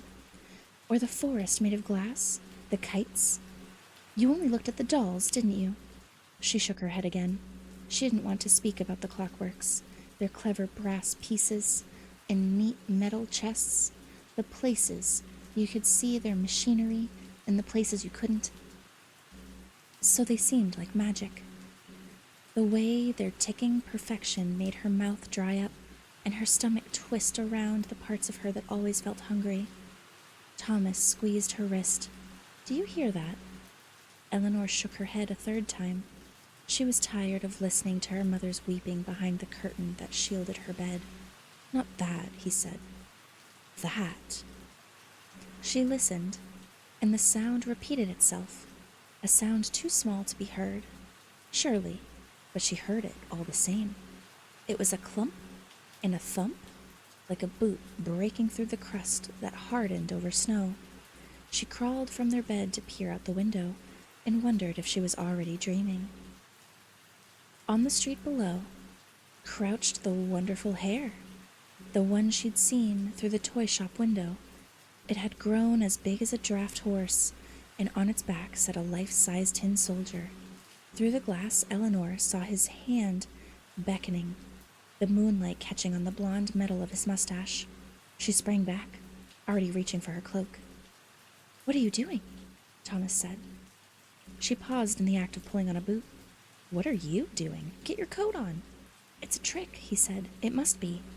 All the sudden, delicate joy in her turned like odd milk. "Stay behind, then," she hissed, "and just see if I'll share with you." Her brother lingered a moment, looking wounded, and then gave in, as he always did, pulling on his shoes and following her down the stairs. Outside all was quiet, but for the mechanical breathing of the hare. Up close it was enormous, its sides giving off a steady machine heat. The soldier on its back, trim in a white uniform with blue piping, held tight to the velvet sails of the creature's ears. "Come quickly," he said in a high, sweet voice. "You have been invited by the toy maker to play." He lifted them onto the hare's back, his flexing fingers hard over Eleanor's waist. No sooner were they seated than they were off, bounding over the snow in great leaps. Eleanor felt the hard ticking of the hare's heart as her body in her nightclothes slid over its fur. Beside her, Thomas was taut as greenwood, his breath a cold white scuffle. When they reached the toy maker's shop, the hare ducked its head, sending the children tumbling onto the frostbitten cobblestones. The shop nestled among darkened buildings like a lit birthday candle. From its open door poured tinkling music box notes in thick golden light. Gripping her brother's hand, Eleanor walked over its threshold. There, before them, were all the toy maker's treasures. The paper ballerinas had grown to the size of children, with the small heads and slim limbs of women. They pirouetted in skirts of taffeta netting, their laughter scattering like light. The hair shrank down to size and rejoined the menagerie, which danced on hind legs and bumped friendly noses against the children's knees. The apple-cheeked women who worked for the toy maker held out plump arms, moving from behind the counter to greet them. Eleanor laughed at the sight, triumphant at uncovering one of the shop's secrets. The woman was a clockwork, her lower half a solid wedge of unworked metal. Shyly, Thomas approached the soldiers, and soon he was leading a company of them in battle against the red dragon, whose muzzle licked with real flames. Pixies made of lanterns light scurried over the walls, and the little ballerinas pulled Eleanor to her knees, touching her eyelids with glitter, and her lips with paint, and nestling a paste and tin crown into her hair. When she rose again, the tin soldiers waited for her. Her arms held up and spun her so tightly she might have been a soap bubble. The laughter that broke from her lips seemed stolen from a different girl. The hours wore on, and Eleanor thought nothing of the hard, poor world beyond the toy shop doors. The night was almost through when she remembered to ask after the toy maker, sensing dimly that she must thank him. She hoped he might send her home with an armful of gifts. The maker does not show his face, the animals sang, surging around her in a giddy whirl. Look for him behind his children, where his offspring, everyone. Look for him behind the daydream. See his face before we're done. A host of rats swirled beneath the hem of Eleanor's nightgown. She shrieked at the tickle of their tails and the chatter of their little metal teeth. As the song last notes faded, the soldier dropped his hand from her waist. In 2 blinks, he was toy-sized and marching over the floor. The rats ran in a wet black line into an open toy box, followed by the soldiers.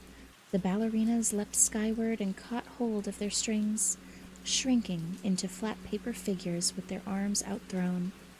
Soon the whole shop was tucked away and still. Early light tapped at the windows, and all that was left of the night was the crown in Eleanor's hair. Her brother was nowhere to be seen.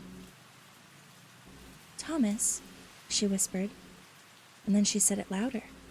Soon she was circling the shop, crying his name, fear tightening its grip in her throat. "Have you lost him?" Eleanor spun towards the back of the shop. The voice had come from behind a painted screen made to look like a theater stage, with its curtains tied back. Through the fabric she could see the figure of a man, too long and thin as a finger bone. He spoke again. "Little girl, who thought she had nothing, have you lost your brother too? What have you done with him?" She would not allow her voice to tremble. "What have I done? I've given him the gift of all of his dreams come true." The figure bowed, his spidery outline folding nearly in 2, and then he stepped from behind the curtain. He was a man, unnaturally tall and extraordinarily dirty, his skin as oil-stained as his suit. Under the filth, he was handsome, in a curdled, wicked way. Eyes keen, bones sharp, mouth as wide and fleshy as a rotten fruit. "Where is Thomas? Give him back." "As you wish." The toy maker kneeled, heaving open a chest to reveal her brother curled inside it, fast asleep. Eleanor rushed to him, shaking his shoulders and calling his name. But he slept on. "What have you done?" she cried. "Wake him up." The toy maker watched the slumbering boy, his face tender. Would you interrupt his dreaming? And then how would my pretty things run? I can only do so much with ribbons and ratchets' wheels. My creations feed on the dreams of children who lie asleep, spinning the enchantments I pluck from their heads. How many things might I make from the sleeper? And what would you give me to wake him instead? Eleanor reached for her brother, and then stopped. He looked so peaceful. Here she stood, shivering in her nightgown, as he lost himself in visions that carried him far beyond the reach of long nights and bare cupboards and their mother's endless crying. Envy wrapped cold green hands around her heart. Thomas had always been the easy child, easy to love, at ease in the world, a comfort to her mother in ways she would never be. He could soothe her sorrows when Eleanor could not. Myself, she said. I would give myself. The toy maker twitched one hand dismissively. I have no use for hungry girls. I make beautiful things, curious things. What would I make of dreams with claws and teeth? Eleanor flushed. I have nothing else to offer. Aha! He put up a finger. You have nothing else yet. But one day, you'll be a bride. On another, you'll become a mother. And when your first child comes of age, it will be mine. Do you agree to my terms? Eleanor considered the life he laid out for her. A girl, then a wife, then a mother. A life in which the only mysteries open to her lay beyond the place where death waited, tapping his pocket watch. I will have no children, she said. She'd seen her own mother in childbed twice. One baby was buried before it was old enough to speak, the other given to its father to live a kinder life somewhere else. Eleanor would never, ever become a mother. Have children or not, my terms are unchanged. Do you accept them? I do. Gently, the toy maker touched Thomas's cheek, leaving a smudge of oil behind. The boy opened his eyes at once. It took longer for the dreamer's smile to leave his lips. Sister and brother walked over the diamond-hard streets in their nightclothes and cloaks and boots. They let themselves into the quiet apartment, the whole place gone gray with their mothers sleeping beneath. Eleanor lifted the toy crown from her hair and hid it away, then lay beside Thomas. He reached for her hand. Eleanor, he whispered, I was having the most wonderful dream. Thomas died at the end of winter. Since their night at the toy maker, he'd been dozy and drifting and slipped so easily into fever he was gone before anyone knew he was ill. The sickness that took him swept through town and stole away more than half of its children. By spring, the toy shop had closed its doors, and the toy maker moved away. No one could bear to see the playthings glinting through the windows with so many little ones lost. Eleanor grew up. The night she spent playing in a wakeful toy shop faded to memory, and then dimmed to a dream. She didn't think about the toy maker and her promise. 2 summers after Thomas's death, their mother, not so old and still beautiful, married a widower twice her age, and they moved into his house. 2 more years came and went, and the old man took an increasing interest in giving his stepdaughter away. Soon, there were dances held in his hall, 1 a week, until Eleanor determined it would, in fact, be better to accept a young man's suit than to spend her life in clumsy courtship. The boy she'd said yes to had a richer father and a softer heart than she deserved, and a romantic streak that allowed him to love her on the basis of her dark eyes and the moods he interpreted as shyness. Even Eleanor knew she was lucky. On her wedding day, her mother dressed her in a burden of white lace and combed her hair, looking into the glass over her daughter's shoulder. Though they were safe now, her mother's face still held the shadows of a hard year. "I have a gift for you," she said, her mouth smiling. The thing she lifted into the light was made of tin, cut delicately as lace, studded with paste diamonds. She settled it into her daughter's hair. "I found it among our old things," she said. "Who knows where it came from? It's just a plaything. But isn't it pretty? It's good luck to wear a piece of the past on your wedding day."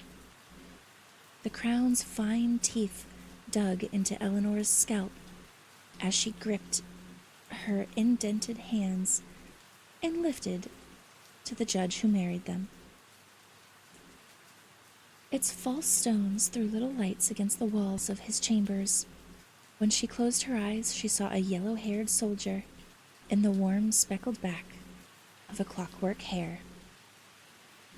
Her new husband winced, then winked at her. "Don't be nervous," he mouthed, turning his hand to show her where her nails had bitten into his skin. There was always going to be a baby. Eleanor didn't accept that until she was too far gone to deny it. Knuckles between her teeth to hold back the hysteria that had threatened to leak from her throat. Her husband's face went so soft when she told him there was nothing he wouldn't forgive her now. Her impatience, her forgetfulness, her formless anxiety. "All you must do," he said soothingly, "is take care of yourself and our child. Do nothing that might harm it or you." She tried not to laugh when he said that. She tried not to scream. In her dreams, she was a child still, not yet pregnant, and Thomas lay in a toy chest. His fingers, curving over its rim, were bone white, were bones. He was trying to escape, but he was too weak to rise. When he managed to pull himself out, he turned to show Eleanor the key in his back. "It would have been so easy," he said in his ticking, whirring voice. "You could have saved me just by winding my key." She woke, soaked in sweat, soaked in more than sweat. Her water had broken. For 3 breaths she thought she could outrun it. On the back of a brindle hare, the thighs of a soldier pressing on either side of her. The first contractions swept the visions away, and her husband woke at the sound of her cries. The baby was born, with a coat of fine hair and a voice like a cat's. You could hide it in a seashell, that voice, to keep her safe. It was the kind of thing a witch might do. Eleanor drifted on waves of dreaming in the herbs the midwife gave her. "The hair will fall out in time," the midwife told her briskly, already at the door. She was born too soon. Eleanor slept to avoid looking at the child. While she slept, her husband filled her room with roses. It was late autumn, and the flowers were scorched and frozen in turn by the overfed fire and the chill bleeding through the windows. One by one they died, heads dropping, petals blackening, stems fuzzing over with scum. All but one. One bloom remained, a perfect, full-blown rose. Eleanor lifted herself from her bed, breasts heavy with milk, and hobbled towards it. It was cold against her fingertips. When she put an ear close, she could hear its meticulous tick. It was a clockwork rose. They named the baby Arden, and she knew. It was natural that her mother's love should grow with her, but sometimes it seemed to Arden's father that his wife would prefer the girl be kept under glass. He indulged her protectiveness, was even relieved by it. She'd suffered badly through the pregnancy and worried, though he told no one of it, not even himself. She might not love the child as she ought. Then the baby came, and they both loved her fiercely, and all was well until the morning of her first birthday. Arden's father was still in bed when Eleanor cried out from the nursery, the baby's voice rising alongside her own. He found her standing by the crib, something cupped in her hands. Arden stood with her arms reached out, shrieking for the thing with blank ferocity. On instinct, he snatched it from his wife and gave it to his daughter. At once she quieted and sat down to inspect the object. Turning it over in her soft fingers, he had just time enough to see that it was a little clockwork caterpillar, prettily done, before his wife's slap cracked against his cheek. Eleanor insisted the toy be destroyed. Her husband, steadfast for once in the face of her will, said she must give her reason before he would do it. Because she would not, and because Arden screamed and wept and refused to eat when the thing was not near her. It was decided by nightfall that they would keep it. Later, he wished he'd listened to his wife, sensing in a vague way that the toy's arrival and Arden's delighted obsession marked the beginning of a change in both daughter and wife. Eleanor held Arden less often after that day, and weaned her without ceremony. Sometimes he caught her watching the baby and her toy with an expression both vivid and unreadable. On the eve of Arden's second birthday, her caterpillar shed its carapace, clicked into the shape of an orange butterfly, and flew through an open window. Stunned by its transformation, the husband looked to his wife. She was watching the sky where the thing had disappeared, with a look on her face that made his stomach seize tight.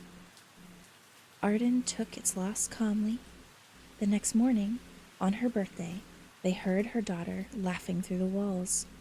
While Eleanor would not rise, he walked to her bedroom alone.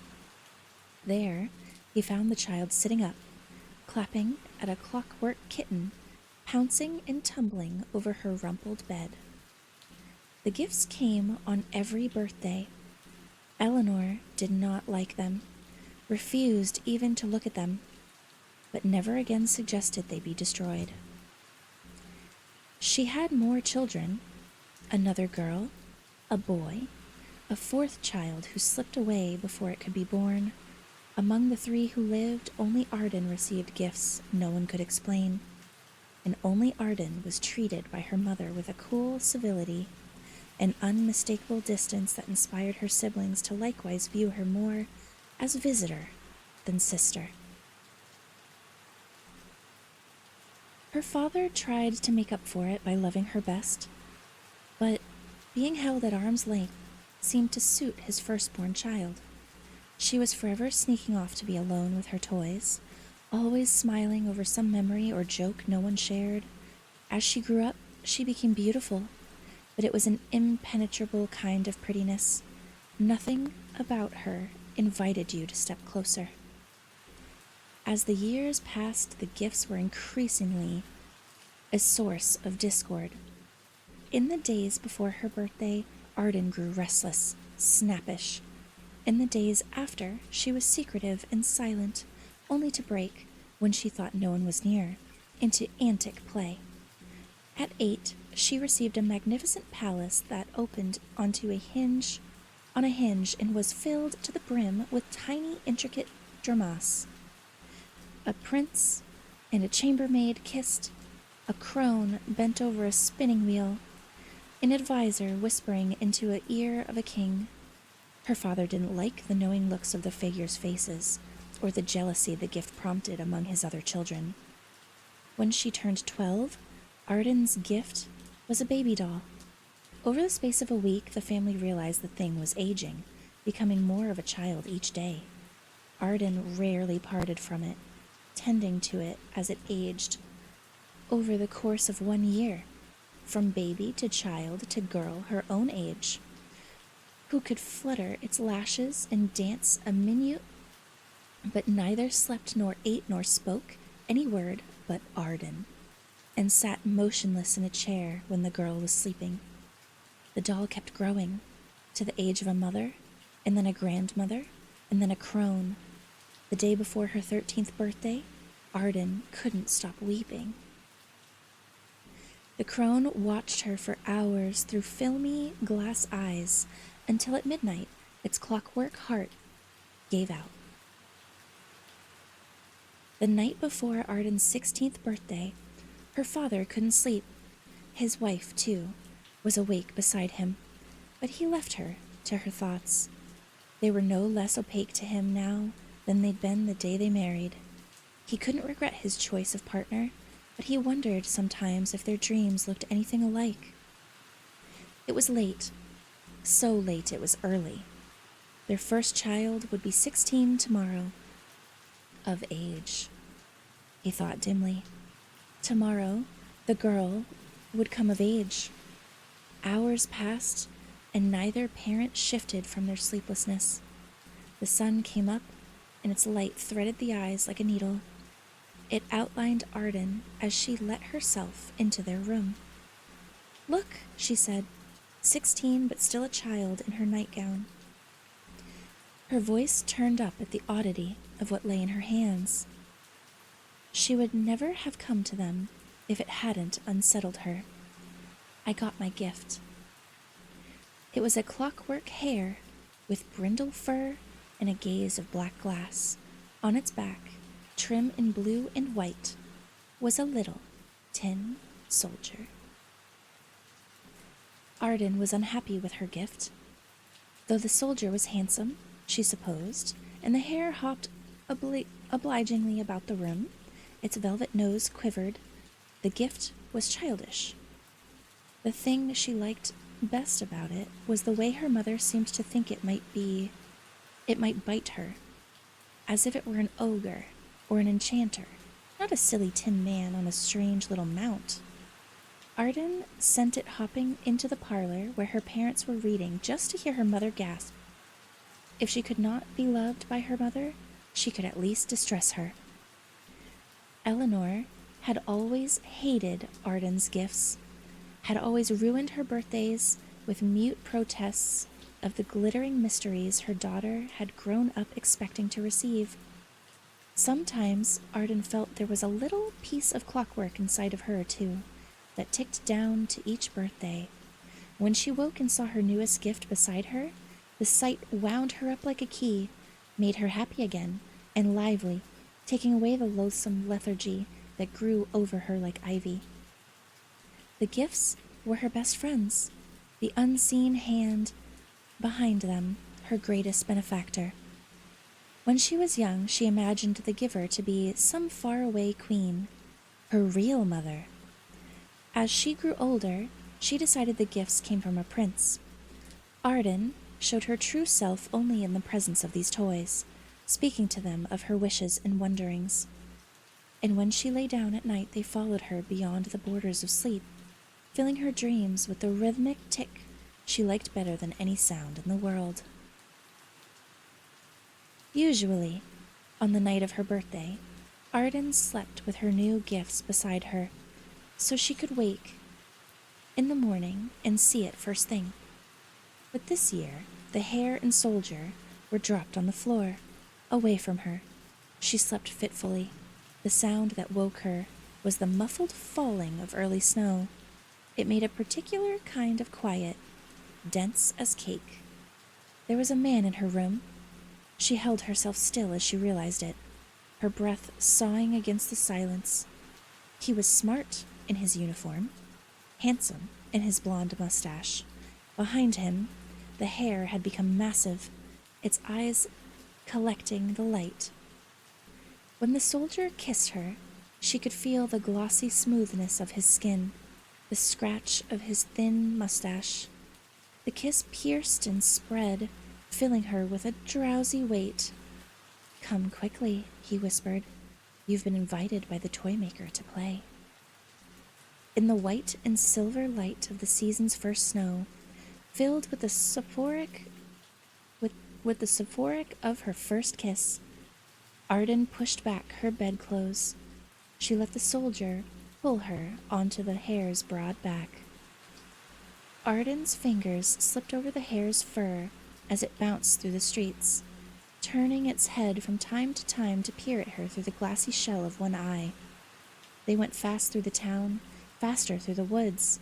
Arden saw things from the hare's back that let her know the world was bigger than she'd imagined it to be. The soldier's hands were on her waist, were another kind of knowledge.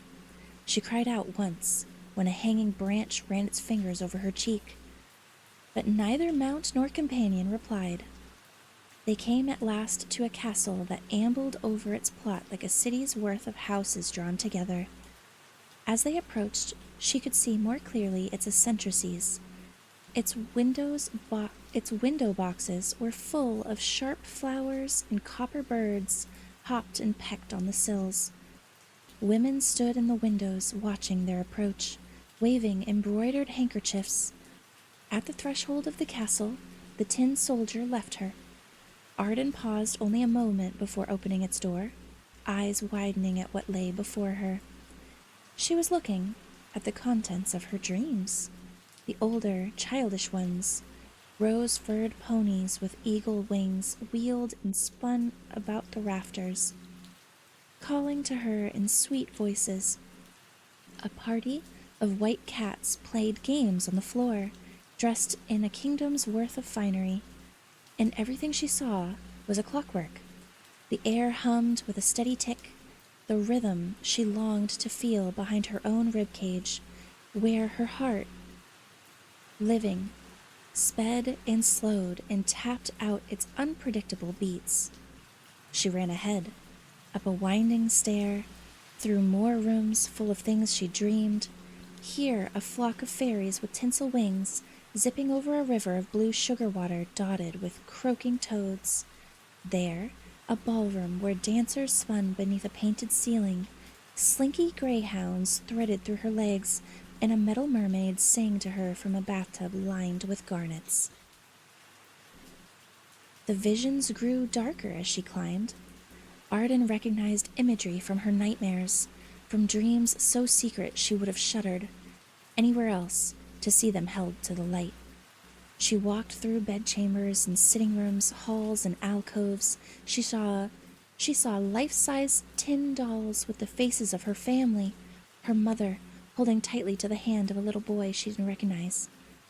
As Arden walked through rooms filled up with her own longings, she felt those longings fall away.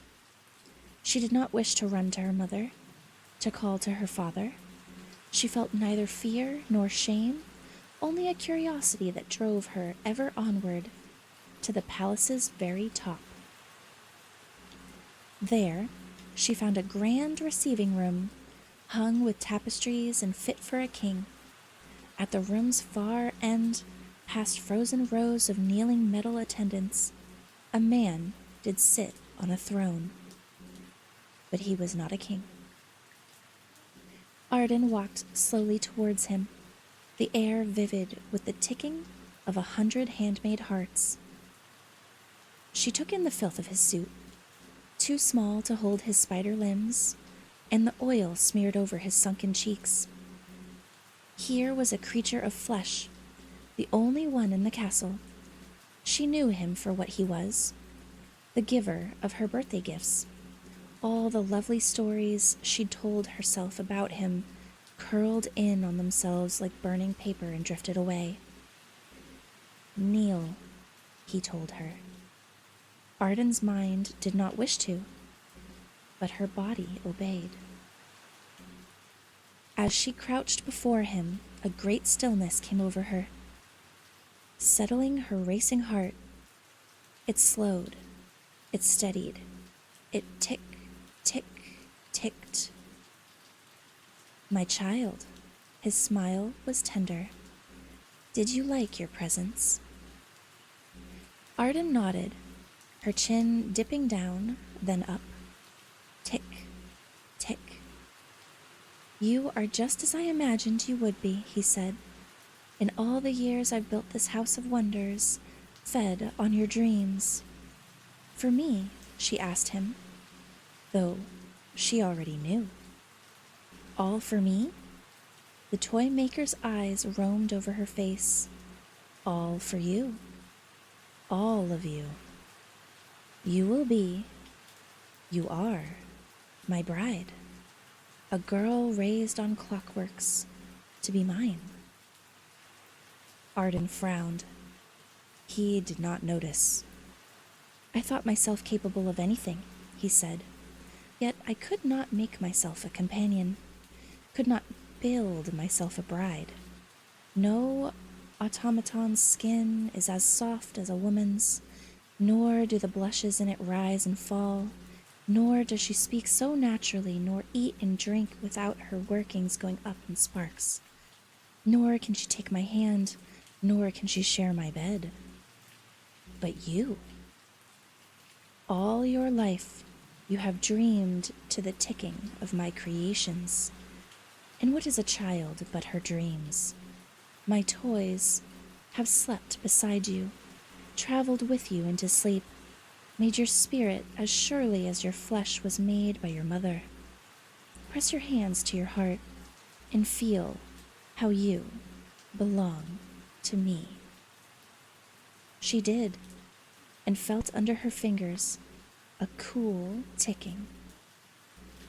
You will marry me, said the toy maker, with all my lesser workings to witness. Arden raised her head. Will I? The man on the throne did not hear. Now stand up and take my hand. His voice was unsteady. It shivered with desire for a prize long deferred. Any woman's heart would have quelled to hear it. But Arden's was no longer a woman's heart. The thing that beat in her chest had hardened, steadied, become a thing of cogs. Always she had prized her ability to hold herself apart from the world. Where her siblings clung to their parents and each other, she stood alone. This maker of clocks could not take credit for all she had become. I am not yours to command, she said. He smiled at her, indulgence edged with malice. You know so little of the world and of men. Do not make the lesson I must teach you any harder than they ought to be. Arden looked at the man on his throne, this man of meat with a heart like a mouse's heart. I am my own, she said. I belong to me. Her eyes caught the light and held it, and his pitiful heart became, at last, afraid. Now she looked over the watching crowd of his creations. They were made to answer to the man on the throne, just as she was made to be a dutiful daughter and reshaped to be an obedient wife. Even a made thing can change its nature. Stand up, she told them. Stiffly, they rose, the hot, sweet scent of gears and oil overtaking the odor of the toy maker's fear. Do you wish, she asked them, to belong to yourselves? Their glass eyes glittered. A whispering assent rose up from their metal tongues. Then let us show our Maker what it is to be free. The toy maker's army advanced slowly at first, and then faster, as their limbs learned the trick of operating without his leave. Beneath their metal hands, the toy maker did not come apart in gears and the shine of hot oil, but in torn flesh and spilled blood. And Arden, the liberator of the clockwork court, was made their queen. Despite the wishes of the toy maker, she never became a bride. Sometimes on the road you may hear her coming, in her carriage, attended by clockwork men. You'll know her by the flash of her eyes and the ticking of her undiscoverable heart. If you linger too long on the path, she may sweep you away to her castle of countless wonders, to serve as entertainment for a time to those who reside there. But it rarely goes well in her court for visitors of flesh and blood, so you'd best take care not to linger.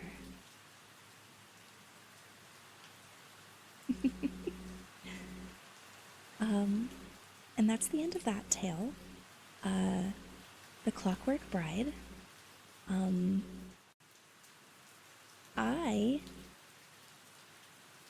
I loved that one. I loved that one. Oh my god. What twists and turns? I already answered you. I already answered you. I I have already answered you. Thank you for asking. It's got a really good narrator. Thank you. Yeah, you knew I was gonna ask. Yeah, I loved it. I loved that one. I didn't know what was gonna happen. Did you guys know? Did you see that ending coming? Seriously, like, that she was able to command all the toys and then they tore him apart?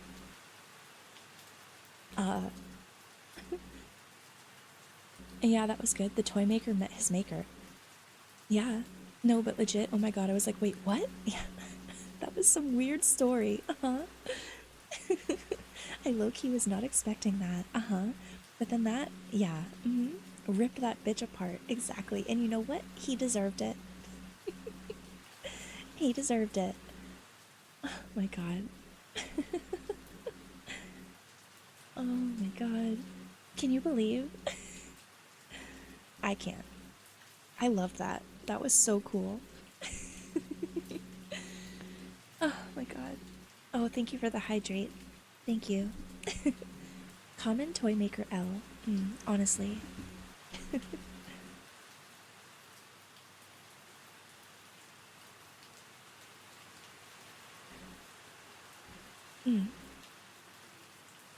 That's my favorite of the book so far.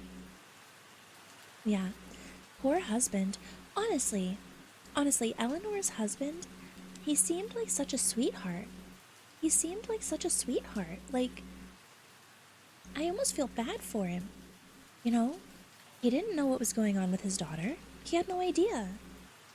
I feel pretty bad for him, not gonna lie. I like this one a lot. I don't know, I'd let Casket toy with me. Oh, would you?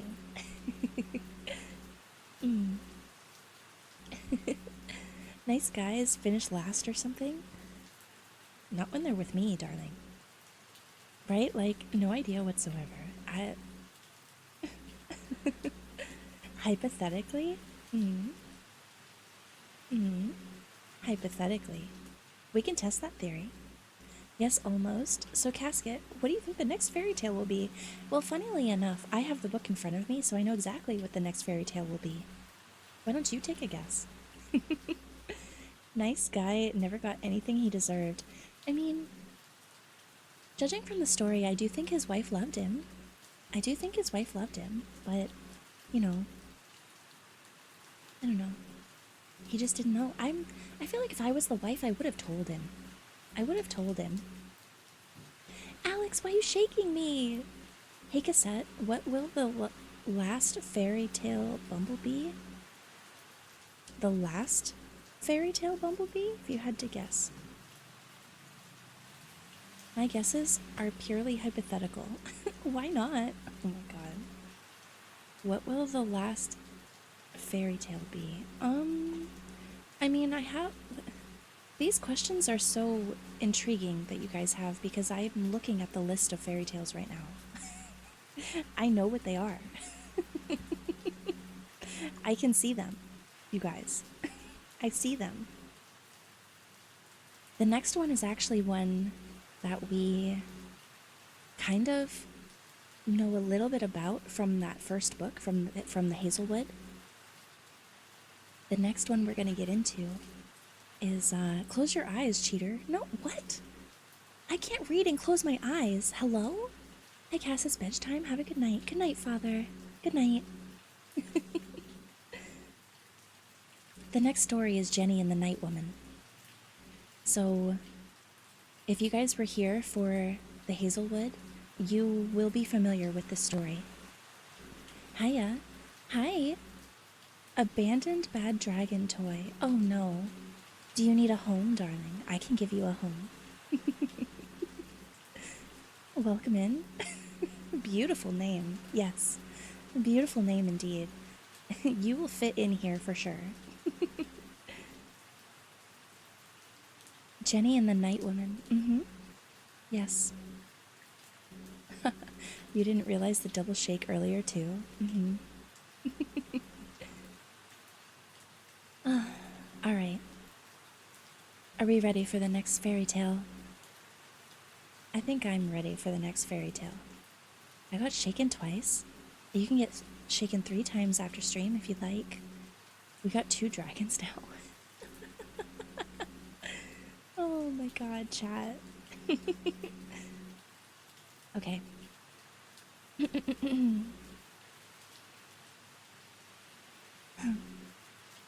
Actually, before I get into this one, I'm just gonna quickly plug my phone in. By you, Cass? Yeah. Don't worry, Alex. I'll be very gentle. Casket Bad Dragon Partnership 1? I don't know. I don't know. They gotta reach out to me. Will! Oh my god, Will, thank you for the raid. Thank you so much. Thank you, thank you. Hi, raiders. Welcome in. My name is Casket. I'm a Friendly Ghost VTuber. Wonderful to have you here. Hello. We play a lot of variety games here. Tonight we're doing some reading ASMR. We are reading a dark fairy tale novel. I see you were playing Star Wars Jedi Fallen Order. Oh my god, how was it? How was it? Did you have fun? We were just about to read the next chapter, but let me greet you guys first. I wouldn't mind if I got shaken by you, Cass. I mean, don't worry, darling, I won't hurt you. It's pretty fun, really bad at parrying, but I'm getting better. Is the Fallen Order one... Are you playing the first game or the second game? Is that the first game or the second game? Hi, Cream Soda. I hope the ASMR is going well. It is. I think so. The first. So the love of my life, Cal Kestis, is still a child. I see. I see. When you get to the second game, let me know. I believe Fallen Order is the second one. He said he's playing the first, so simping for Cal? Oh, yeah, I simp for Cal. I simp for Cal. Have you seen his beard? I'm sorry. The things I would do to that man? Cal simp? Yay. See, Prince of Darkness, you get it. You get it. Oh, never mind. I saw, heard that. Yeah, Cal could get it. Cal could get it for sure. I wouldn't even make him say please. I would say please. That's how bad I want that man. Anyway,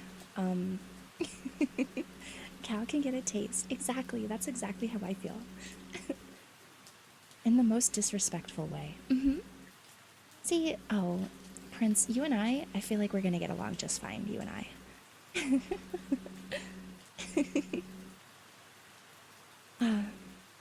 Now what is this? Alex, don't leave, Pookie. I'm gonna miss you forever. Chat, don't pick on Alice. Don't pick on Alex or I'm gonna have to fight you. Jeez, will I get looked at this way if I grow a beard too? I don't know, Will. Do you... do you want me to look at you that way? Alice? Oh.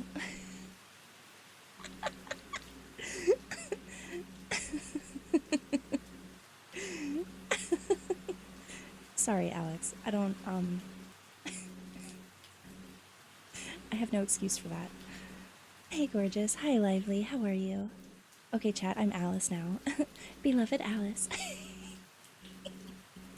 No, that was a slip of the tongue. I'm sorry. Maybe not exactly you, but there is someone I'm kind of looking at. Oh. Oh. Oh.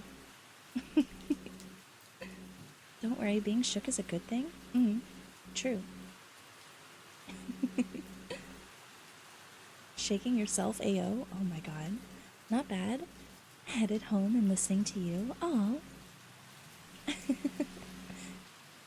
Alright, chat. Let's get into the next story, okay? Raiders. Raiders, if you guys need to raid and run, please feel free. Your health is the most important. If you need water or rest, please take care of yourself. If not, stick around. We are just going to have some fun here. Get cozy, grab a blanket, grab some water, and we're going to get into the next story, okay? All right, so we are reading dark fairy tales for the chatters. Not going to leave, but I'm going to listen and get ready for bed. Okay, sounds good to me. All right, guys. The next story is titled Jenny and the Night Woman.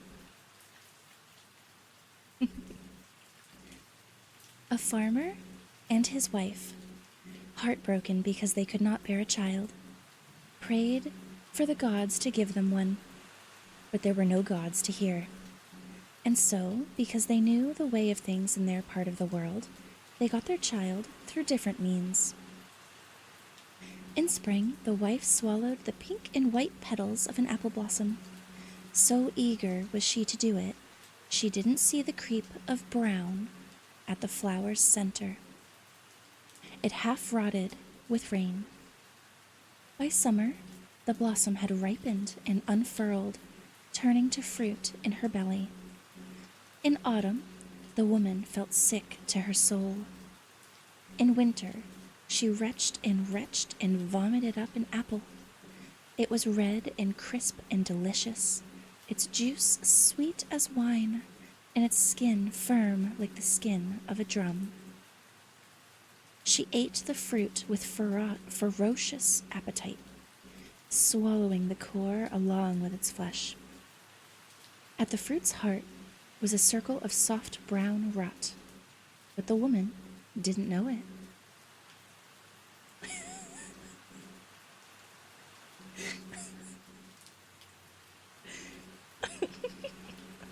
I'm sorry. I just saw the chat. It's so funny. Vomit fruit. I'm sorry. Forgive me. Oh my god, okay. At the fruit's heart was a circle of soft brown rot, but the woman didn't know it. She felt only joy as her belly swelled and ripened. In the course of time, she bore a child. A pink and white and beautiful girl with a core of hidden decay. She named the girl Jenny, because they'd waited for her so long and so longingly. The farmer and his wife spoiled the child. There was nothing she wanted that she didn't get. Day by day, year by year, she grew worse and worse. In her rose-painted room, among her many toys, she played alone, because no child ever played twice with Jenny. The girl was 10 when her father began to fear their dotting might come with a price. She's a grown girl and a farmer's daughter, he told his wife, not a princess. Who will marry her if she thinks that she's royalty? Reluctantly, Jenny's mother agreed. The girl would inherit their farm one day and would need a husband to help her work it. A woman alone on such ripe land was too sweet a lure, and though she wouldn't say it, she sensed a darkness in her apple-bosom girl. It was decided between them that they would no longer obey their daughter's every whim. Soon after that, as she always did, Jenny asked for a kitten from the barn's cat's litter. She kissed its nose and nuzzled its neck and dragged it about in a flour sack, laughing to hear its pitiful cries. The sack was stained with the kitten's fear when her mother yanked it away and set the creature free. Weakly, she scolded Jenny for her cruelty, but the girl only laughed. That night, her mother found the urine-soaked flour sack where Jenny had left it, laid atop her pillow. The sight of it hardened her heart. Next time, she swore she would not be so easy on the girl. As the weeks went on, she taught herself to deny Jenny. No more milk in her bathwater, and cake when she cried. No new shoes because she stamped off a heel in a fury. No new dolls because she cracked the limbs of the ones she no longer loved. Jenny didn't scream over these new restrictions as her mother feared she would. She did not throw herself to the floor in a fever and weep. She looked at her mother with wide blue eyes, considering her in silence. She was changing, the woman dared to believe. Her good girl, her apple girl. Soon, she would be as sweet as the fruit she sprang from. Early morning, Jenny's mother rose by dawn, light, weak as tea. She worried by her husband's side as the light thickened to honey, then deepened to bathwater blue.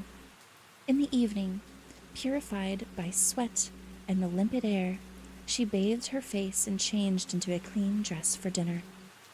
On one such evening, she paused at the threshold of their farmhouse, ill at ease. The house seemed darker than it ought to be, the air tarred with iron and sugar. She stood a moment, breathing it in, as her dusk-dazzled eyes cleared.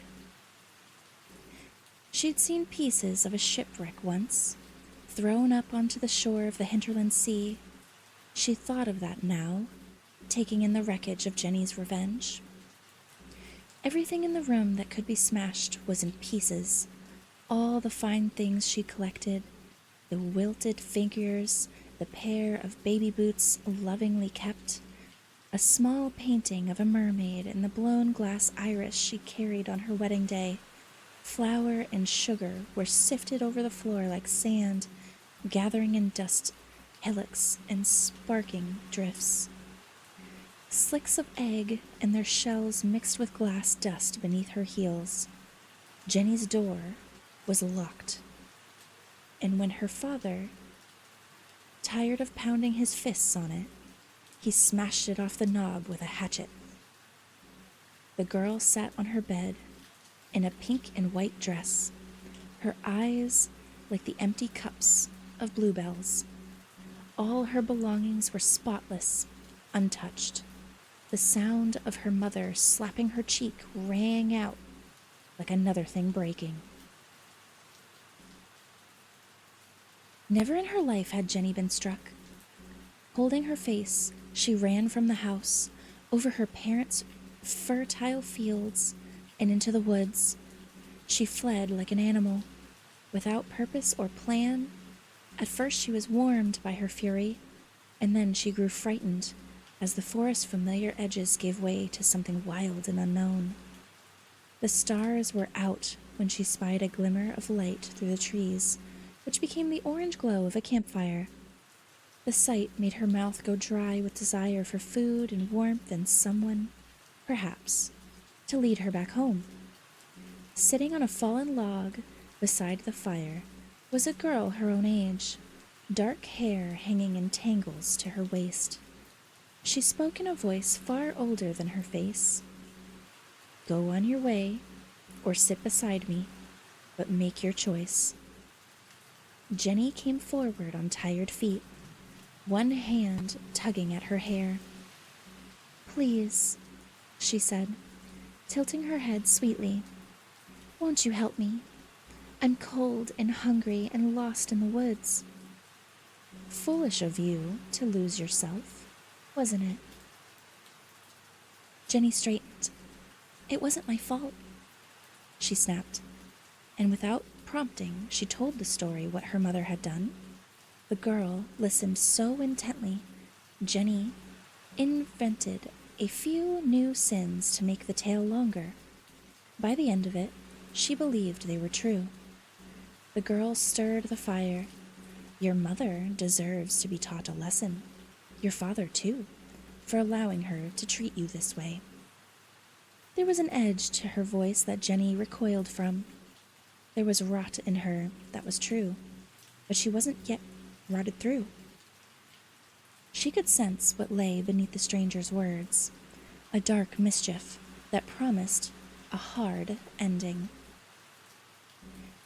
But the girl by the fire was clever. When she saw Jenny pull away, she changed tact. "Someone as pretty as you," she said, "should be treated like a princess." Jenny leaned in. "Yes," the girl said thoughtfully. "You must play a trick on your parents to teach them that they mustn't underestimate you or learn to say no." Once they start saying it, they will never stop. I will tell you, Jenny, what you must do." Her next words took the shape of an incantation that buzzed inside of Jenny's ear like a needle. She said, "Take a needle, take a stone, and prick their heels thrice. Bloody the stone, and bury it low, and let the night women come." Jenny tugged absently at her ear. "Bury the stone?" "Beneath their window," said the girl, "to invite the night women in."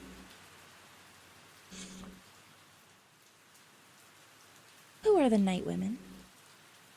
The girl smiled, or perhaps she only showed her teeth. One of her incisors was dark with decay. Another overlapped it, as if to hide it from view. "They're as beautiful as you, though not so good.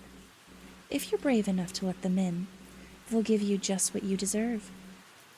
Then she pointed Jenny towards a path she'd missed, a beaten dirt trail between trees. "Now go along home. The quicker you return, the quicker you can punish them." Jenny left her sitting by the fire, in her cape of tangled hair, smiling her brown and white smile. The walk back was quicker than she thought it would be. Soon she heard her own name, then found her parents wading through the trees, her mother weeping and her father holding a lantern. They fell on their daughter with tears of relief. In their arms she forgot the girl in the woods, frightened at having almost lost her. Jenny's parents were obedient again. Her father bought her a dozen dolls and a bouquet of red glass roses. Her mother came home with a pair of satin boots with 15 buttons apiece and a bracelet of soft gold. They gave them to her like offerings, and for a time the girl was satisfied.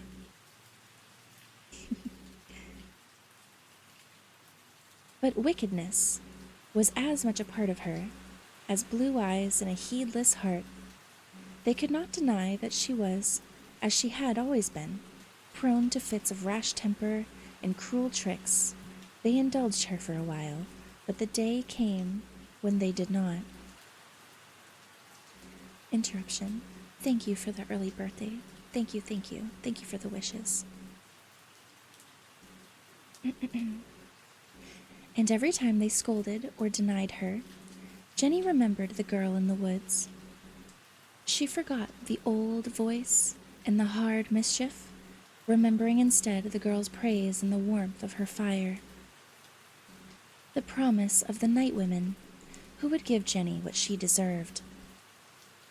And when she'd had her fill of being thwarted, Jenny did what the girl told her she must. Jenny took a needle, and she took a stone. She waited until her parents were asleep and slipped into their room. Their faces were in the darkness, so she did not have to see them as she pulled up the coverlet to reveal their feet. With her needle, she pricked the hardest part of their heels, where they wouldn't feel it. When she smeared their blood over the flat gray stone, she'd found it in the garden. The very last bit of her that wasn't yet spoiled gave a shudder. As she dug up the earth outside her parents' window and buried the stone beneath it, that last unspoiled bit at her center blackened and curled. She was rotten, clean through. Jenny lay awake in the dark of her bedroom, waiting to see what might happen. Wind rattled the windows, branches tapped on the glass. Rattle, rattle, tap, tap, scratch, scratch. She sat up in bed. The pitch of the rattle was rising until it almost sounded like the clatter of voices. The tapping steadied, falling into a rhythm like the drumming of long fingernails, and then came the shatter thump of breaking glass. Jenny fell back, pulling up the covers till they hid all but her eyes. The voices were closer now, musical and sweet. Someone laughed, and then a moan, quick and cut off in the middle. Her mother's? She strained to hear, motionless, not daring to breathe, and the voices died away, turned down, were nothing more than the rattling wind. The fingernails were only branches. Jenny turned onto her side and fell asleep.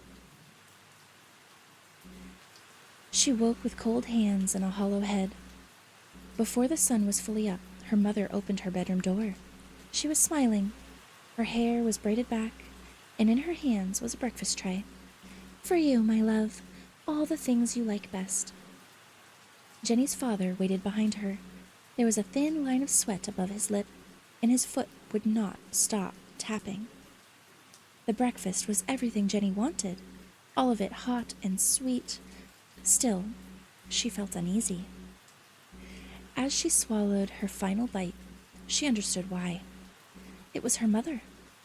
Usually she smelled of butter and sweat, of heat and hay.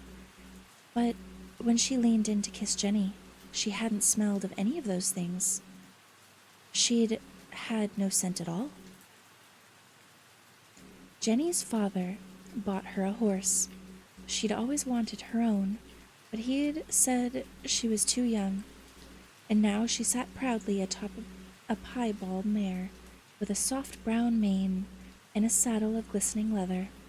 Her father put a hand to the horse's haunches, and the animal startled, skin shuddering beneath his fingers like they were fleas. Her parents watched as she learned to ride. Their faces vivid with pride. Their eyes were on Jenny all the time now. They watched her ride, watched her eat, watched her play with the new toys they gave her, beautiful things of glass and metal and wood wrapped in rustling blue paper. Jenny's horse was her favorite gift. The animal was gentle and patient, and loving her might have healed the rot at Jenny's core in time. But a week after her father brought the horse home, after Jenny had swung into the saddle, he moved too close to the creature's head.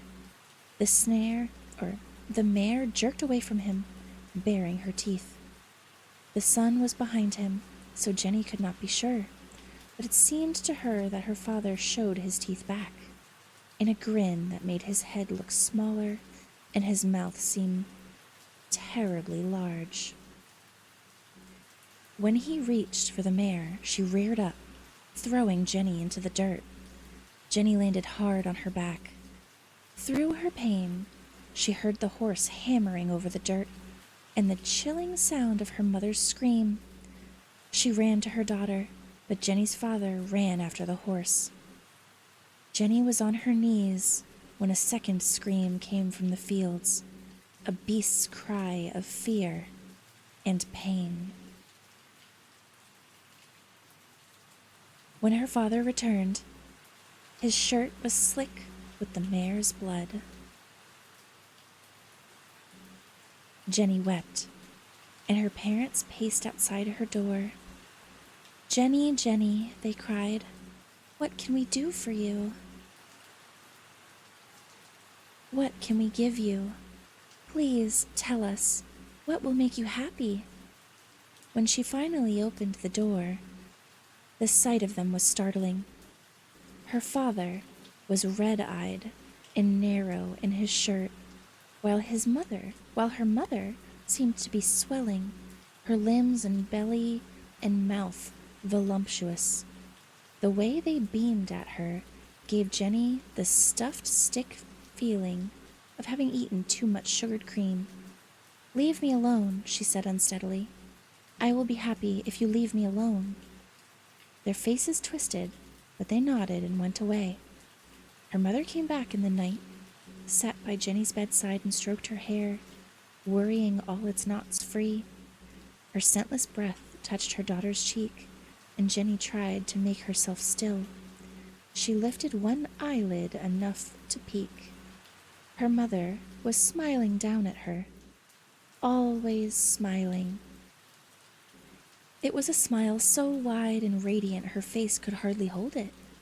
It looked like someone had grabbed the sides of her mouth and tugged. Jenny squeezed her eyes shut and tried to sleep. Always at night now, she heard the whispering, the fingernails on glass, Her days were an endless parade of gifts and grasping affection. When she came too close, her mother stroked her cheek. She kissed her forehead, held her hands, buried her nose in Jenny's hair. Jenny twisted away, but her mother's smile never wavered. Her husband grew thinner, and she grew thick. Her body sweetened. It swelled like a tick. "I am growing you the loveliest gift," she told Jenny one day. She rubbed her stomach, nails long and curling.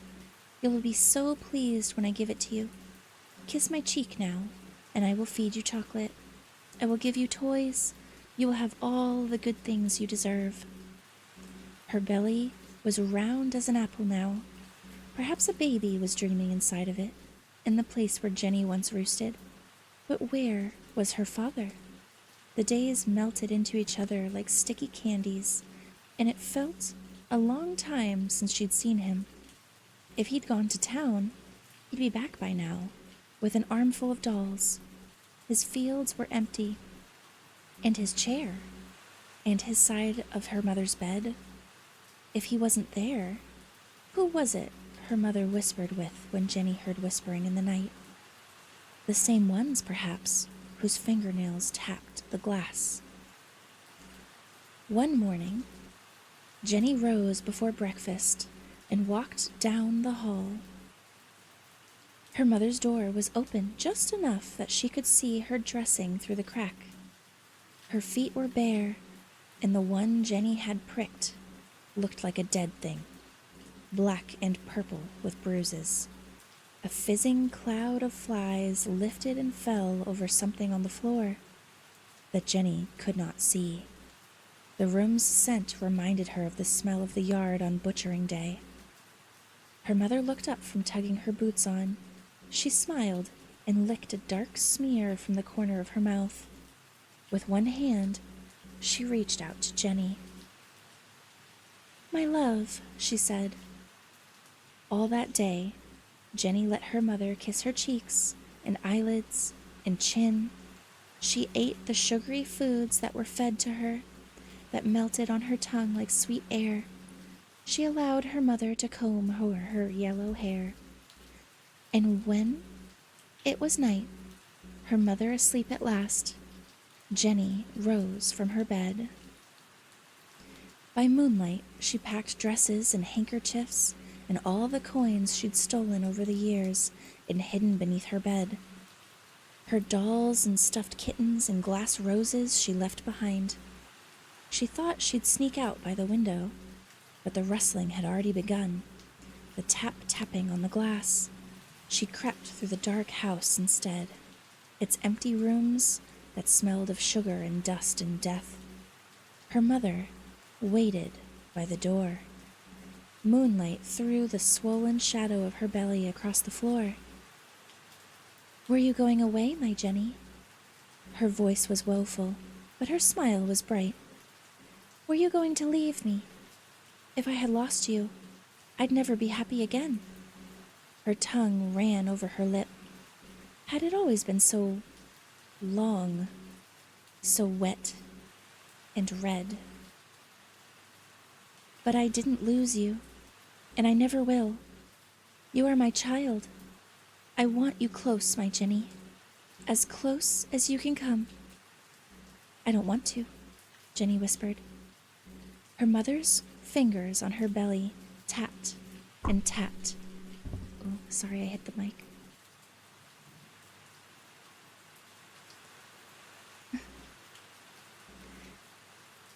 "But you always want. Come closer now, so I can whisper of all the things I'm going to give you." She inched forward on long, bruised feet. She rubbed her belly and the thing that lay inside it, ready to become something new. Her smile was wide and wider, a grin, then a gash, then an unpeeling. Jenny was sweeter than you'd think. It's always that way with rotten things. When her mother was done, she lay down for the last time. Her body made a curious sound as it fell away from the thing in her stomach, like a husk from a cherry. The thing she'd birthed stretched. It untucked. It was shaped like a shadow that warped and ran and bent in odd places. With a quiver and a sigh, it gathered itself into the form of a young woman, beautiful, with fingernails made to scratch. Jenny's blood on the floor was red as candy, and her mother's gathered in black pools, reflecting moonlight like the glass eye of a doll. The night woman was wet with it as she let herself out into the open air to join her sisters. And that's the end of Jenny and the Night Women. Gross. Gross. That was gross. Gross. That was another fairy tale that was in the other book, but way more detail in this version. Oh, Jared, thank you for the 20 stream streak, Jared. Oh, sweetie, thank you so much. I swear to God. You know, I was gonna get on to everyone for shaking you so much, Alex, but if you're gonna bully me the way Crimson bullies me, I cannot protect you.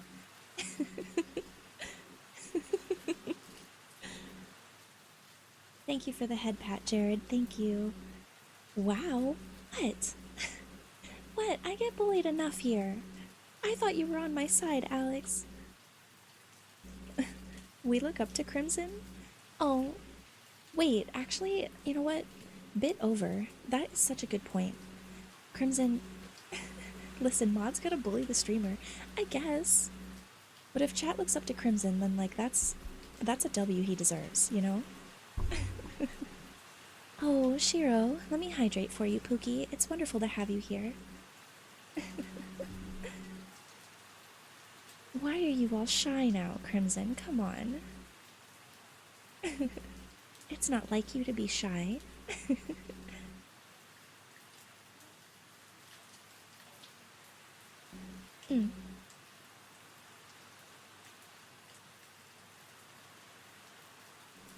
Okay, you want my thoughts more? You want to hear my thoughts on that? Okay. My thoughts are, gross. I don't like the description of an unpeeling. I don't like the description of the unpeeling. That was very gross. David, yo, how are you? Welcome in. Nice to see you here, friend. When I say I'm gonna eat you, I don't mean like that. Oh, Crimson, I know exactly what you mean when you say that.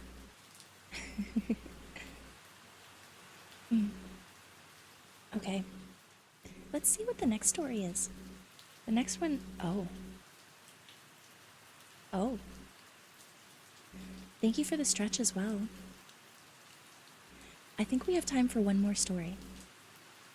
I think we have time for one more. Let me stretch. I'm doing good. I baked candies for the first time today, and they turned out so freaking good. Really? Oh, wow. Hell yeah. Oh, W, Alex, I love you. Thank you. How many more are there? Let's see. Let me go back to the table of contents, I can tell you. There is...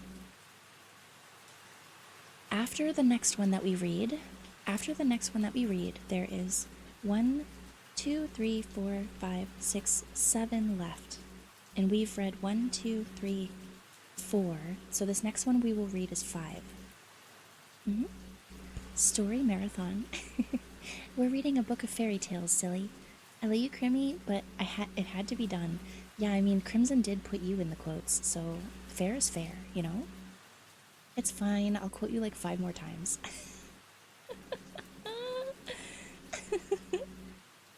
Fuji, I'm not reading that. You can't get me with that. Nope. Nope, nope, nope. Okay. The reason why I said I think we need to do one more story is this one is one we definitely haven't heard yet. And it's called The Skinned Maiden. I don't know what that means. I have no idea what that means, but it's called The Skinned Maiden. Hi, Nutch. Oh, Nutchy, I didn't realize you were still here. Hello. Oh dear, yeah. What's the goal to get Casket to upload a short of her? Nothing. I would never do that. I would never do that. Nope. Nope, nope, nope. Absolutely not. No. Okay, I've been mostly here. Mostly here. Oh, well, you're all the way here in my heart, okay? Everyone has a price. Not the Roman numerals! Not the Roman numerals, Fuji! Love how Cass has both the cat ears and the hair buns. Yeah, they're kind of, I don't typically do the cat ears and the hair buns at the same time because they take up the same real estate, but they're fine. Is that 3 fruit in a row or something? I think it is. Okay, chat. Let's get into the next story, okay? It's titled The Skinned Maiden. There are as many ways to take a wife as there are maids to marry. Find a girl who catches your eye, ply her father with coins, woo her mother with words, make a woman yourself out of petals or birdseed or snow. Blood for the lips, ash for the hair. Be careful what you choose to make her heart. Wipe the filthy cheek of a drudge. Under the dirt she might be beautiful, fit to be wed. Now take a piece of her. She can never get back. That she'd follow you to the rim of the world to retrieve. Bear your children, bake your bread, bide her time, all for a chance at staying close to that thing you've stolen away. Her heart, perhaps, or her skin. An unwed prince is a dangerous thing. One such man was hunting in a summer wood when he came upon 3 bears standing upright beside a river, conversing. One had fur as white as the stones in a wedding ring. Another had fur as black as the ashes in a beggar's cup. The third was as golden as the center of a flame. The prince settled himself between 2 trunks and nocked an arrow to his bow, waiting to see what they might do. "Shall we bathe ourselves, sisters?" said the white bear. They reached up and peeled the fur from their necks, from their faces and shoulders and limbs, revealing beneath their bare skins 3 maidens.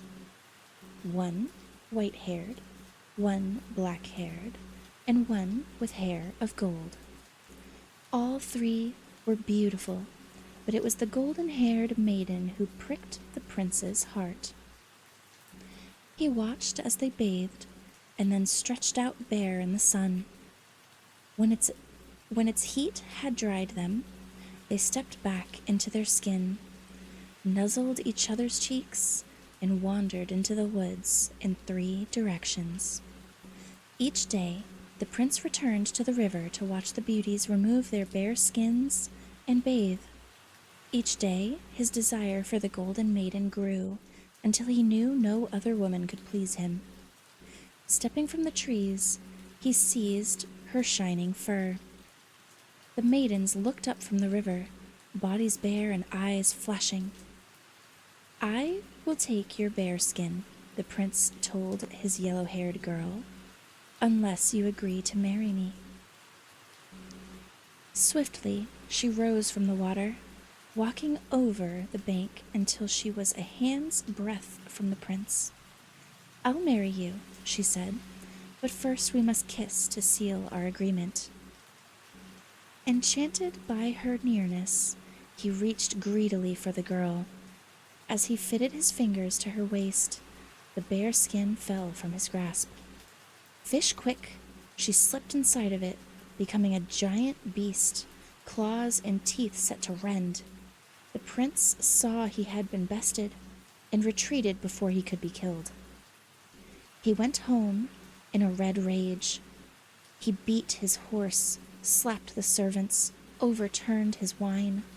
Watching his fits of temper from her usual seat was his father's mistress. She had lived in the castle since the queen's death and was known for her gifts with magic. Long had this witch despised the prince for his cruelty and caprice, and longer had she dreamed of eliminating him, thus chiseling a path for her own illegitimate son to inherit the throne. The old king's recent illness had only made her more eager to dispose of this prince. She approached him, once his fury had cooled to a sulk. "What is upsetting you, my boy?" she asked, hiding her hatred in soft words. He searched her face for signs of mockery and, perceiving none, told her of the 3 maidens in their bearskins and how he had been fooled. The witch made her face grave, even as her heart filled with dark joy. "If you wish her to submit," she said, "you must burn her skin of yellow fur, and once you've done so, she will not be able to refuse you." And the witch removed herself to her chambers, certain she was sending the young man to his death at the claws of the golden-furred bear. But the prince was cheered, eating and drinking heavily, and falling that night into happy visions of pliant women. He woke refreshed and returned on horseback to the woods. He built a fire a little ways away from the bear's clearing, then climbed into a tree to conceal himself. When the beasts arrived, they looked behind each trunk, but did not spy him amongst the leaves. Slowly, the prince crept to the ground, and when the maidens were distracted by their bathing, he stole over the grass and seized up the golden bearskin. It was unwieldy in his arms, smelling of juniper and sweat. When he threw the skin on his fire, the golden maiden screamed as if it were her body that was burning.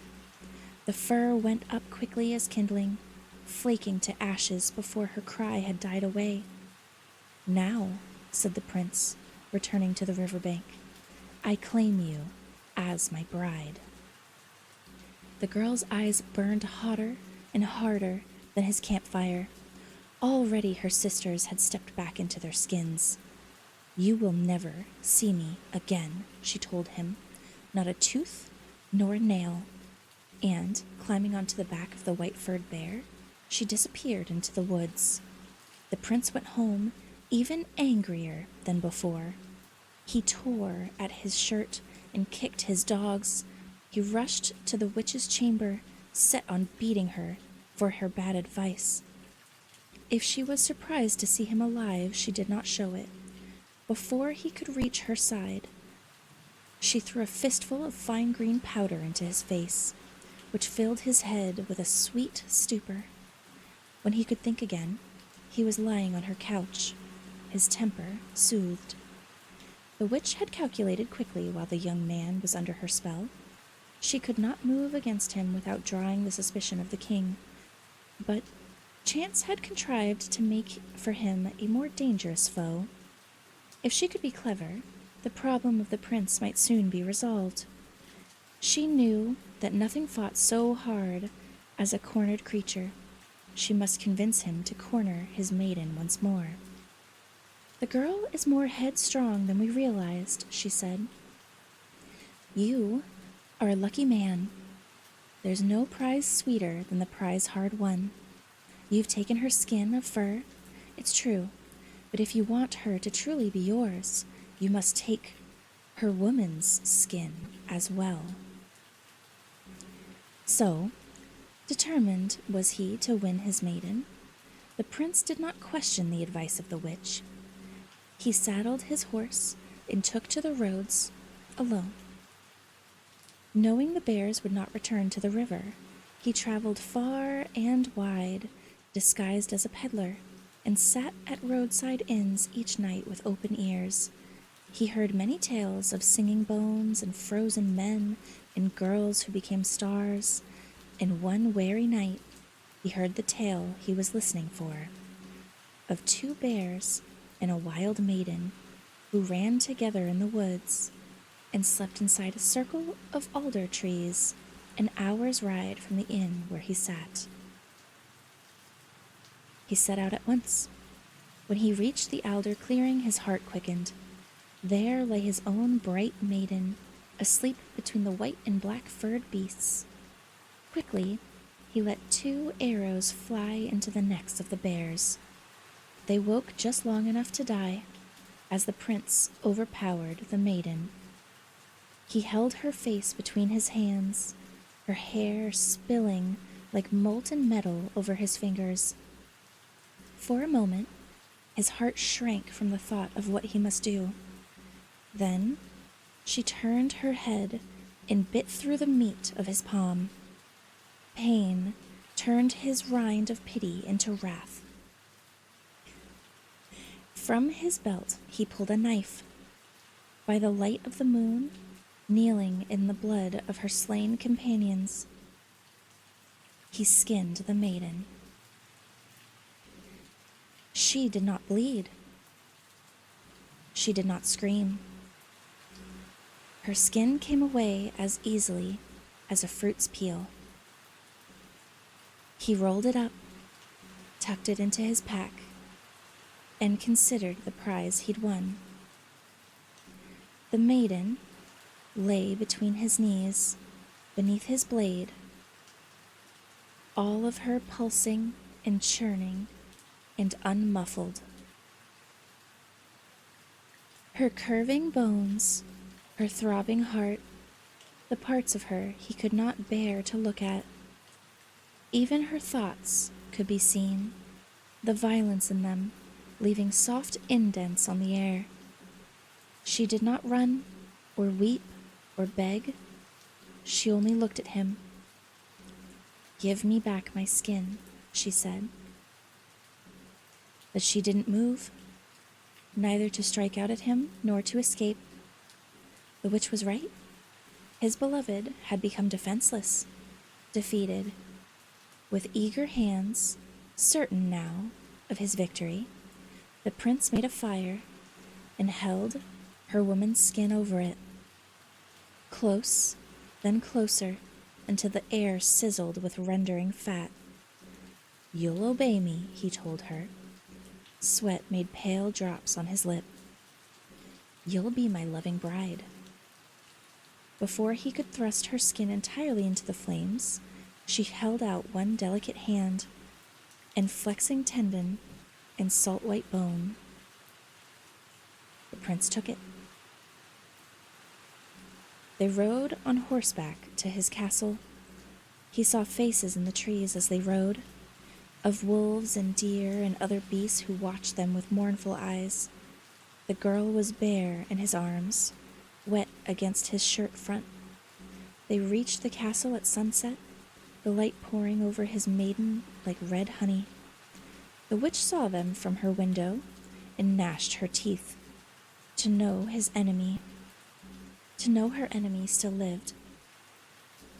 Then she steadied herself and walked to the yard, ready to greet the prince and his stolen bride with false exclamations of joy. But her tongue was stopped at the sight of the plundered girl, heedless of the witch's horror. Dazzled by his own triumph, the prince called out in a high humor. "I have returned," he said, "and with me my happy bride. Bring a judge to my chambers. We wish to be wed." The maiden watched the prince as the binding words were spoken. When the time came for her to accept him, she said again, "Give me back my skin." He silenced her with a kiss. The prince hid the skin He hid it so well he almost forgot where he'd tucked it. For many weeks after their wedding, he kept his new bride close at hand. She shared his hours, sat in his council with him when he was required, attended him at every meal. He savored the fear her strange form struck in the hearts of lesser men, his father's men, who would one day answer to the prince and to the wife who sat beside him. She would be a good queen, obedient and beautiful and belonging utterly to him.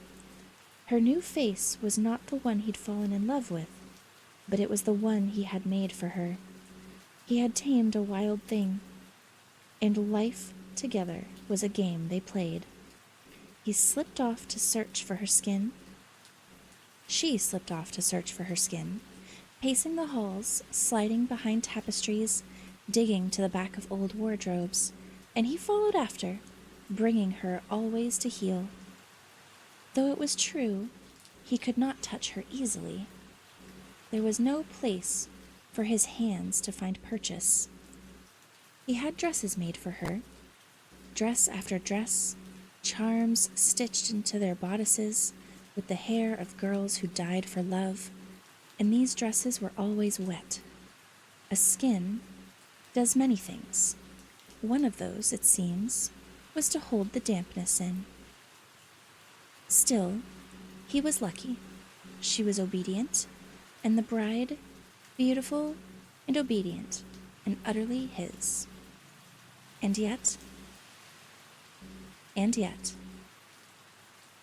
he shook the thought away like a fly.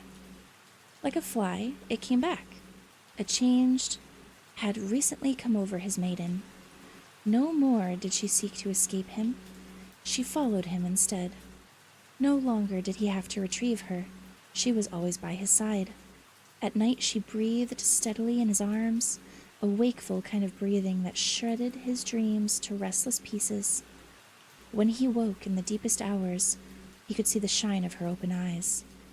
If he believed himself to be alone, in the stables, perhaps, or walking over the grounds, he would turn and find his wife at his elbow, quiet, as only a thing of the woods can be quiet. So quickly, she learned to mute the bellows of her lungs, the ticking of her naked heart. When she found him like this, he did not like to look at her, because if he did, she would repeat the only words she had spoken to him since he took her from the woods. "Give me back my skin." She said it evenly, without pleading or resentment, but would say nothing else. If she begged, he thought, if she raged, one day he might have complied, but she did not. The days passed, and with them the first fever of his wanting, the heady joy of having won. The day came when the prince grew wary of his maiden. The touch of her gaze was like the stinging of silver insects. He dreaded her silent approach and sensed she had secrets from him still, but hid deeper even than the exposed recesses of her ribcage. Finally, he banished her from his chambers, taking comfort at last in sleep in the walls of his solitary room. Still, he woke in the night with the sense that someone was watching him. When he lit his lantern, nothing was revealed by its light. The castle whispered about the prince's unsuitable bride. After the old witch spread the story of their rough courtship, even the servants watched the maiden for signs of savagery. They carried their tales back to the witch, but the girl lived still, as if she'd never lost her bare skin, that she kept her chambers like a den, the windows covered and the fire unlit. She was starting, they said, to stink. Her chamber's maids said worse things yet, claiming the girl had bitten 2 fingers off of a servant who tried to change the sheets on her unused bed. There were rumors, too, that a maid had gone missing, and then a cook, but servants were never reliable. The witch waited impatiently for the maiden to find her skin, knowing what the prince did not, that once she had extracted from him the scent of its hiding spot, she would not suffer him to live. But after spending her first few days as a wife in a fury of searching, the maiden appeared now to be devoted to her husband, remaining by his side from morning to night. It was curious, very curious. The witch would, she decided, find the thing herself. Look beneath the boy's mattress, she murmured to her son. He would make a good king one day, so long as he had his mother at his ear. Look in the stables, look inside his mother's bridal chest. Try the closets, try the chamber pot, run your fingers over every seam. The prince had concealed the skin well, but nothing stays hidden forever. The witch put her feet up at the night and drank glasses of red liquor, congratulating herself on bringing a bride as good as an assassin's knife into the castle. Once the skin was found, vengeance could not be far behind. The prince had never been clever, but he was inspired in his concealment of the skin. After he and his maiden were married, he'd climbed to the highest tower, reached out its narrow window, and hooked the thing onto an outcrop of stone. When it rained, she felt a terrible prickling all over her body as the skin was pelted with drops. When it snowed, she shivered, and when the sun beat down, she twisted with the heat. The maiden suffered under the torment, without insight, her animal's mind unsuited to parsing such mysteries. She filled her waking hours as best she could and slept very little, refreshing herself but briefly from her well of deep black dreams. She gave in at times to grief when no one could see her, but she did that less and less. It was better to live as her animal self had lived, moment to moment, muzzle always reddened by berries or blood. The servants had stopped visiting her rooms, but she knew how to find them. She could creep and slip and let her body become one with the shadows. She never went hungry those days, but still she longed for her skin. In time, she came to understand a crucial thing. Patience was rewarded in the wild woods. Here in the castle, polished halls, action was the more certain course. The prince woke early one morning to find his fire had gone out. No breakfast waited for him. His washing water was stale. He called, then shouted, then became uneasy. He expected his wife to meet him at his door, as she always did, to ask for the return of her skin. But even she was not there. Your skin, he thought, walking to breakfast. Your wretched skin. He didn't know what had woken him so early. The sun was still rising. He'd had too much wine the night before, and his mind was moving slowly. Otherwise, he might have remarked on the quiet of the castle. He might have found it troubling that half the lamps had gone out, that there were no maids to steer carefully clear of him in the halls. He was startled to find his father at the table. The king hadn't left his chamber in months, and when he did, he was never alone. Even when he slept, 2 men stood guard against his bad dreams. Odder, still, was to see the old man looking so lively. Nervously, the prince considered that his father could get well and rule for many years to come. "Hello, my son." The king's eyes were bright. The prince bowed first and then recoiled. There was an odor coming off of the old man. Gingerly he sat, looking around for a servant to bring him breakfast. "Closer than that," said the king. Reluctantly, the prince moved to the seat beside his father. There the smell was worse.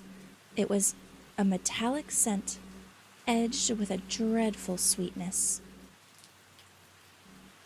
"Closer still," the old man said. Come kiss your father."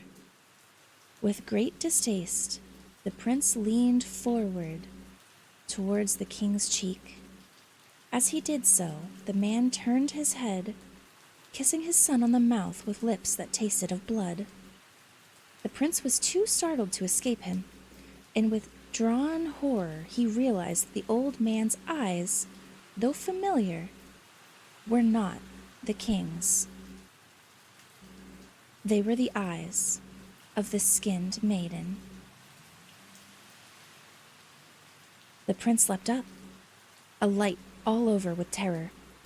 The lips he had kissed curled into an awful smile as his wife slithered free of the king's wet skin. She stood bare before him, and he saw her clearly at last. Not a skinned maiden, but an unsheathed blade. "I have tried on many skins this night," she said. "Servant's skin, witch skin, skin of a king, but none suits me so well as my own. Give me back my skin." The prince ran, recklessly at first, and then, when reason returned to him, towards the stairs. He stumbled over something lying in the hall, what was left of the witch, her gray, threaded hair still attached to the scalp. He swallowed his bile and ran on. The sun rose higher, baking the windows and illuminating the awful evidence of his bride's long night. Fear sped his step, and still the maiden outpaced him, meeting him at the top of each stair. "Give me back my skin," she said. He reached the tower at the castle's very peak. It was empty, but for a spinning wheel with a silver spindle, a piece of his mother's dowry. The maiden watched as he reached through the window and retrieved her skin with trembling fingers. "Here," he said, thrusting it at her. "Here is your skin. Take it and go." The maiden seized the thing and tucked it about herself with care. But the skin had been long mistreated, scorched by sun, pummeled with rain, bitten by frost. Herself showed through it in pieces. "It does not fit me any more," she said. "I cannot make enough of too little. But," and she looked towards the spinning wheel, "I can easily make enough of too much." The prince was fast, but not so fast as a creature of the woods. The maiden girded the gaps in her skin with choice bits taken from her husband's, until she had something that suited her very well. Thus protected, she returned to the woods and found herself welcome. The end. And that was the end of The Skinned Maiden. Wow, what the fuck? What a wild ride. And yes, it did say girded, yes. Wow, I know, right? These fairy tales are crazy. These are crazy. I would like to stay in my own skin, please and thank you. Yeah, yes. Oh my god. That was, holy shit. Just got home. Welcome home, lovely. Welcome home. You guys. I'm not even gonna make a bit about this. I'm just uncomfy. Yeah. I'm sorry. That was so uncomfortable. Please let me keep my skin. Holy crap. Yeah, so thank you for the head pat. Thank you. All right. We're gonna stop with the reading for now. We will, just chat for a little bit. Okay, guys? Does that sound good? Does that sound good? I need a break, personally. That was a lot. That was a lot. That was wild. Yes. That was a hell of a story to listen to stuck in traffic. Sounds good. Okay, cool. Because, oh my gosh. What? I'm sorry. First of all, the beginning of the story was also crazy, because what do you mean she was a bear, but she could slip her skin off and bathe What? And become a woman? And then, like, uh, crazy. Um, I was eating during most of that story. I'm so sorry. Seriously, just holy shit, right? Like, I don't know. That's insane. Can I also take my skin off and become a woman? No, please do not try. I mean, you can become a woman all you want, but don't take your skin off, please. This guy went to bears looking for a wife. No, I think he found bears and then saw a naked woman and went, I like that, and then became obsessed. I wanted to get my snack, but thank goodness I didn't. Wait, that should be like a... Can I message it or is it bad luck? I don't know. What were you trying to message? Is it bad luck? A certain cryptid? Oh, no, no, no. Yeah, don't. I know exactly what you're talking about. Don't say its name. Just in case. I don't know where in the world all of my chatters are. I've heard Inuit, I think that started the same, but it was her skin off and became a woman. Oh, I see. Not gonna. Okay. Yeah, do you guys know the cryptid that you can't name because of, reasons? Because, not gonna pry? Yeah, just don't say it. Don't guess it either. Don't guess it either. It's fine. Voldemort? Don't say his name. I don't know of this. Names hold power. Names do hold power. It's a...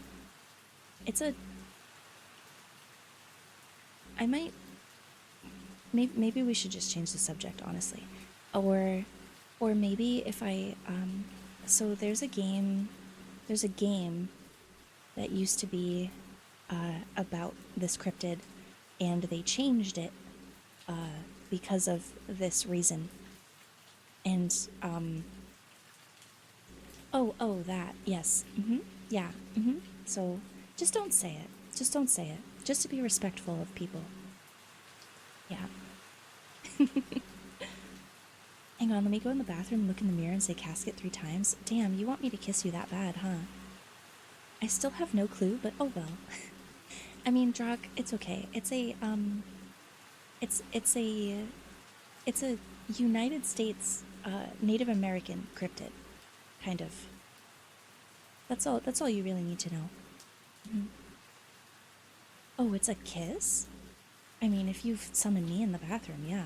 I mean, you want something else, you're gonna have to do way more than just say my name 3 times. Oh shit.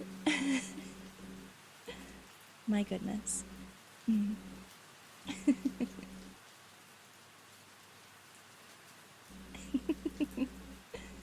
What is this clip? What is this clip? What are you clipping? Why are you clipping me? How about screaming names instead? Ayo? Ayo? I don't know, I'll find out later. Ayo, oh my god. Hi, Gaisu. Gaisu, were you listening to those stories? That last one was something else. I don't know. Do you guys want me to go over the list of what's to come? Because next weekend, I'm not streaming next weekend. Next weekend, I'm celebrating my birthday off stream, IRL. So I'm not streaming Saturday and Sunday. So the next time we do a book reading will be the 23rd. Oh Lord. Honestly, that last one was comfy in comparison to the others. You thought the skinned maiden was more comfortable than the other ones? Oh. Oh. I mean, to each their own, you know? But yeah, the next ones to follow, yes, no joke. This one was something. So the next ones to follow. Tonight we read The Door That Wasn't There, Hansa the Traveler, The Clockwork Bride, Jenny and the Night Women, and The Skinned Maiden. Those were the ones we read today. The next reading stream, which will be on the 23rd, is going to include, we're going to be starting the stream with Alice 3 times. So we're going to get to have that full story finally of Alice 3 times and her story. That's going to be the first one we read. And then the next ones to follow are The House Under the Stairwell, Ilsa Waits, The Sea Cellar, The Mother and the Dagger, Twice Killed Catherine, and the last one is Death and the Woodwife. So that's next time on Dragon Ball Z. Cassette 3 times. Oh my god. Alex 3 times, yes.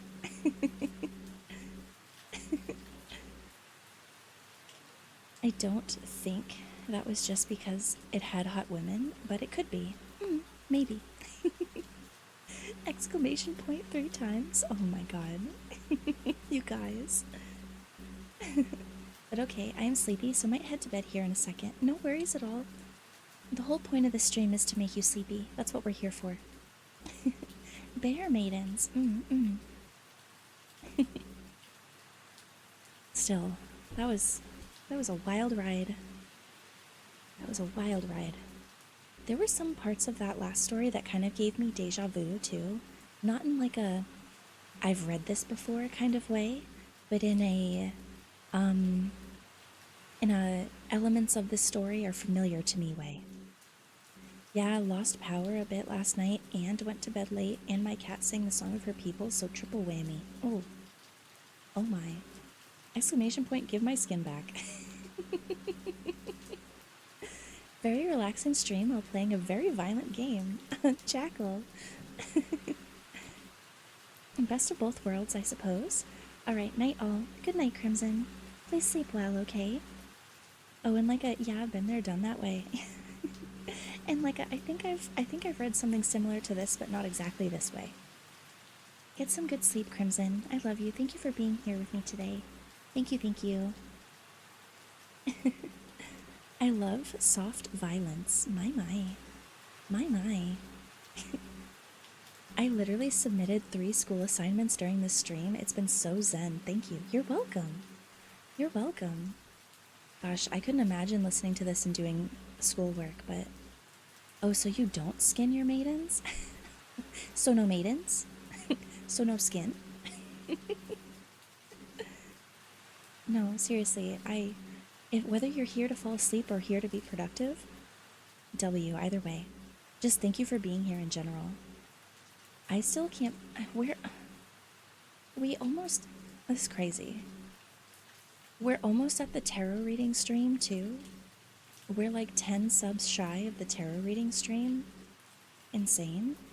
I was supposed to read during the stream, but I didn't. That's okay. It's hard for me to read a book that's unrelated to the book that I'm listening to, so I don't blame you.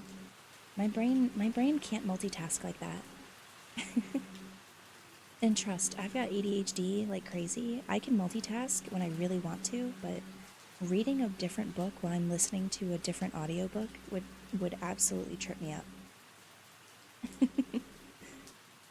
Absolutely trip me up. I wouldn't be able to do it.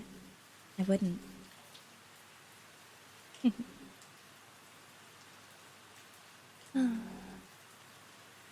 I have ADHD as well, which your soothing voice helped to calm. Oh, that's so sweet. I'm glad I could help. I'm really glad I could help. Truly, Fuji, I thought you were gonna fall asleep here. Oh, Sophia! Oh my goodness, Sophia, you beat me to it. Thank you for the raid, darling. Thank you so much. Hi, raiders. Nice to see you guys. My name's Casket. I'm a friendly ghost VTuber. Wonderful to have you here. Tonight we were doing a reading ASMR stream. We were reading Tales from the Hinterland, which is a book with a series of very dark, very twisted fairy tales. Thank you for the shout out, Alex. Thank you. Sophia, it looks like you're playing Lego and brick building. Ooh, were you building Legos? W. It sounds so familiar.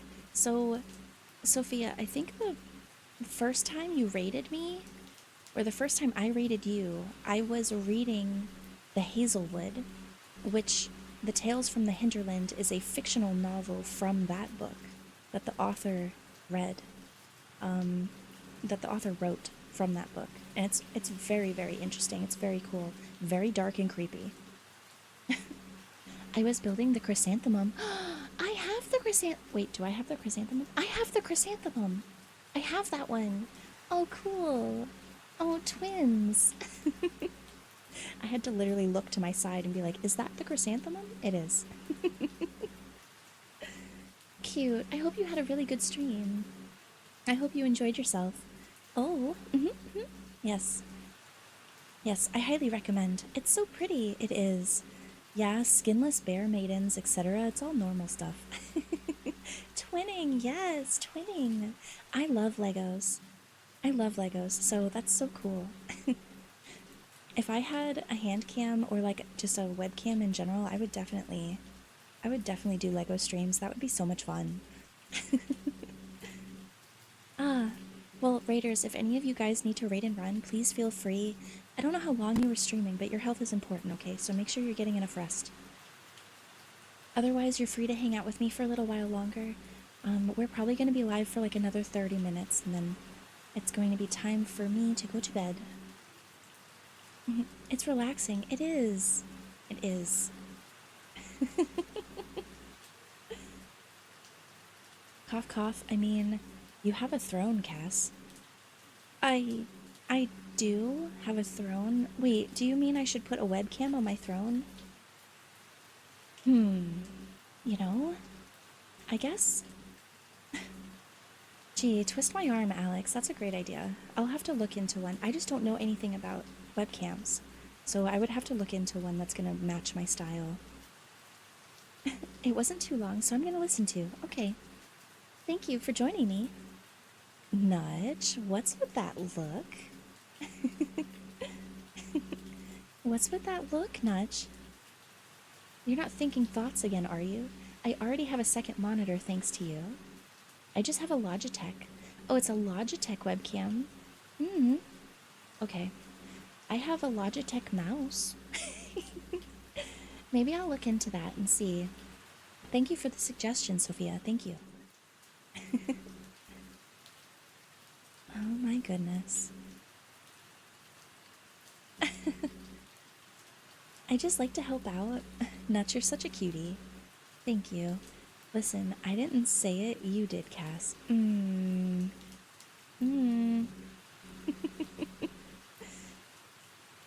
I do appreciate you guys a lot. Thank you. And thank you again for the raid, Sophia. Today we're celebrating my birthday this weekend, today, tomorrow, and Monday. It's been a wonderful time so far. So thank you again for the support. It really, really means a lot. Why do we have 7 clips? Why are you guys clipping me during ASMR? Did I say sussy things?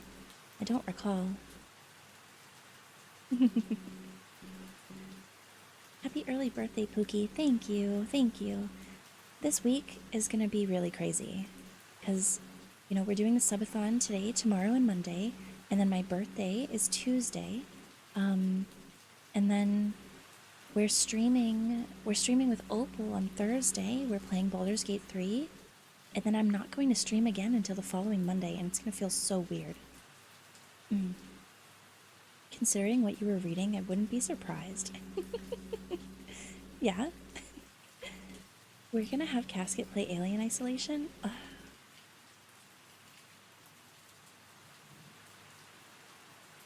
We'll see. We'll see. Alien Isolation is the 450 goal, so if we reach 450, then yeah. Yay, Opal stream again. Yes. Yes, indeed. Opal stream again.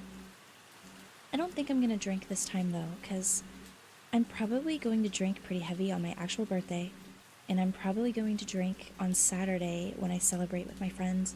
So, you know. Finally home, now to shower, eat, and relax in bed. Enjoy your night, okay? Have a nice warm shower, eat some really good food, and get some relaxation in. Ooh, nice. So for the Opal stream, I'm probably not going to drink. I'm probably just gonna chill. Some moderation is probably wise. Yes. Yeah. Yeah. But don't worry though. On my actual birthday on Tuesday, I'm going to probably drink some wine. I have this sparkling wine that I've been saving for a special occasion. So it's a raspberry sparkling wine. So I'll make sure I let you guys know how it is. New drinking game. Take a shot every time Casket uses Riz. You're gonna get fucked up, my guy. You're gonna get fucked up. Are you serious? Oh, Nachi, we have the same little emote. Cute. Cheers. I'm never gonna forget the first time I saw that emote. I thought it was a lollipop, and like the little cat was like licking the lollipop, and I was like, that's a pretty sussy emote. But it's not. It's water. I've been really into Japanese plum wine. Ooh, you know what, Fuji, you would be. You would be. Japanese plum wine I haven't had in a really long time. That's what it looked like to me. See, Jock, thank you. The one time that I said that out loud on stream, or the first time I said that out loud on stream, everyone was like, what are you talking about? What are you talking about? I'm like, I don't know. I'm streaming, and I look at it really quickly, and that's what it looks like. But it's like a cheers. I think it would work better if it was like red in that glass, but I guess they can't promote drinking actual wine, you know? What happened? I thought I heard my name. Oh, no, I didn't say your name, but I can now if you want, Jackal darling. By the way, I do have a gift idea, should you be interested or comfortable. Oh, a gift idea? I mean, lively. To be fair, on my throne there is a surprise option. So you can send me surprises if you'd like. Just make sure it's appropriate, but it should be fine. Heard that. Hey yo, why are you AOing? Why are you panicking? All I did was say your name. Jackal, does me saying your name make you panic? Oh, that's adorable. That's so cute. Panic. The most I can manage right now is gayic. A little? Oh. Adorable.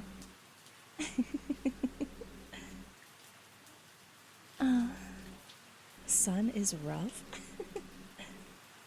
Gosh. Drock, how are you still awake? It's gotta be like 6 a.m. for you now.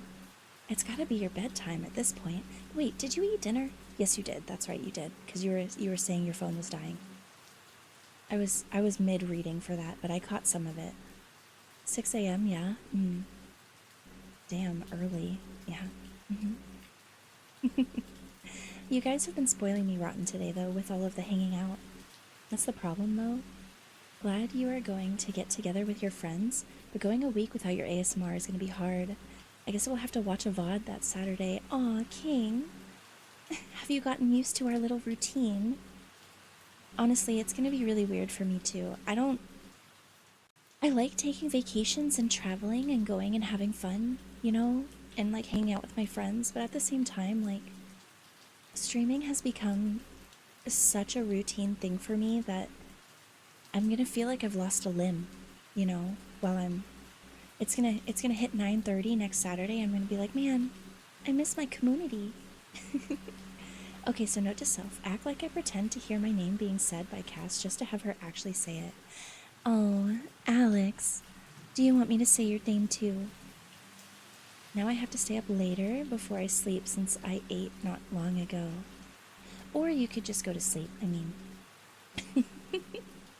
Also, where is proof of the Wingstop being from this most recent dinner? Oh, Ren! Thank you for the raid, Ren! Computer Geek, it's in the Snacks and Bevies channel. Ren, thank you so much for the raid. Hello, raiders. My name is Casket. I'm a Friendly Ghost VTuber. If you don't know me, wonderful to have you here. Hello, hello. We play a lot of variety games here. Sometimes we do some art. And today we were reading Tales from the Hinterland. Birthday raid! Yes! Thank you so much! I am celebrating my birthday this weekend. Thank you, thank you. But it's not good to sleep right after eating. It's not, no, but it's at 6 a.m. I saw evidence of Wingstop, but not time for that image. How did I know it wasn't from another day? Bitch, what do you mean? What do you mean? Why would it be from another day? Don't get it twisted. No, it's from today, I swear. I swear. Ren, what were you playing? Final Fantasy? Ooh, were you having fun? Were you having fun? Hi, Apple. Oh, Apple, you came from Ren's community. Doing double time. Hell yeah. 6:30 bedtime, here we come. Okay, I guess I'll allow it. Pretty boy road trip. Yeah, it was fun. Pretty boy road trip is hilarious. Why am I being bonked? Why am I being bonked? So I'm to believe you didn't just post a picture of a previous Wingstop order. No, I definitely didn't. There is, I get that the background is blurry, but in the background I do have I do have Discord open. Oh, thank you for the hydrate. That's actually a great idea. Thank you. Oh, Ren, thank you so much for the raid.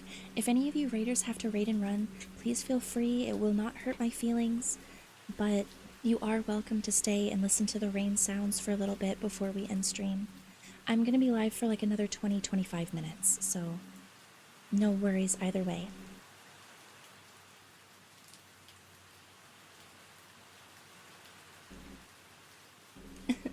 I struggled actually typing that. Are you sleepy, Pookie?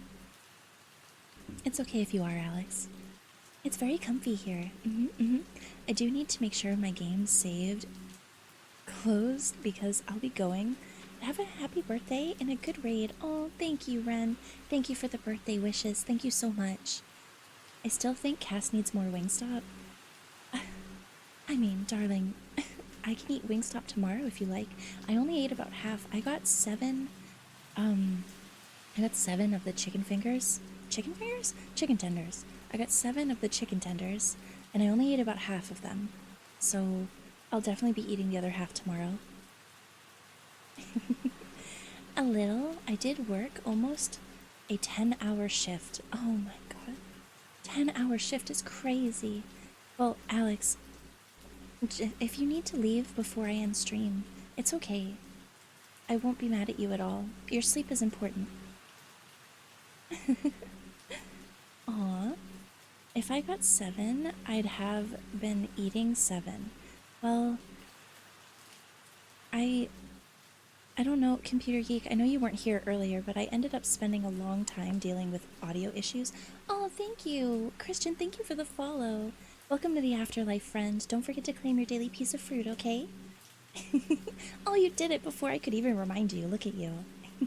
Now I'll stay till the end. Okay, Alex, thank you so much. Thank you so much.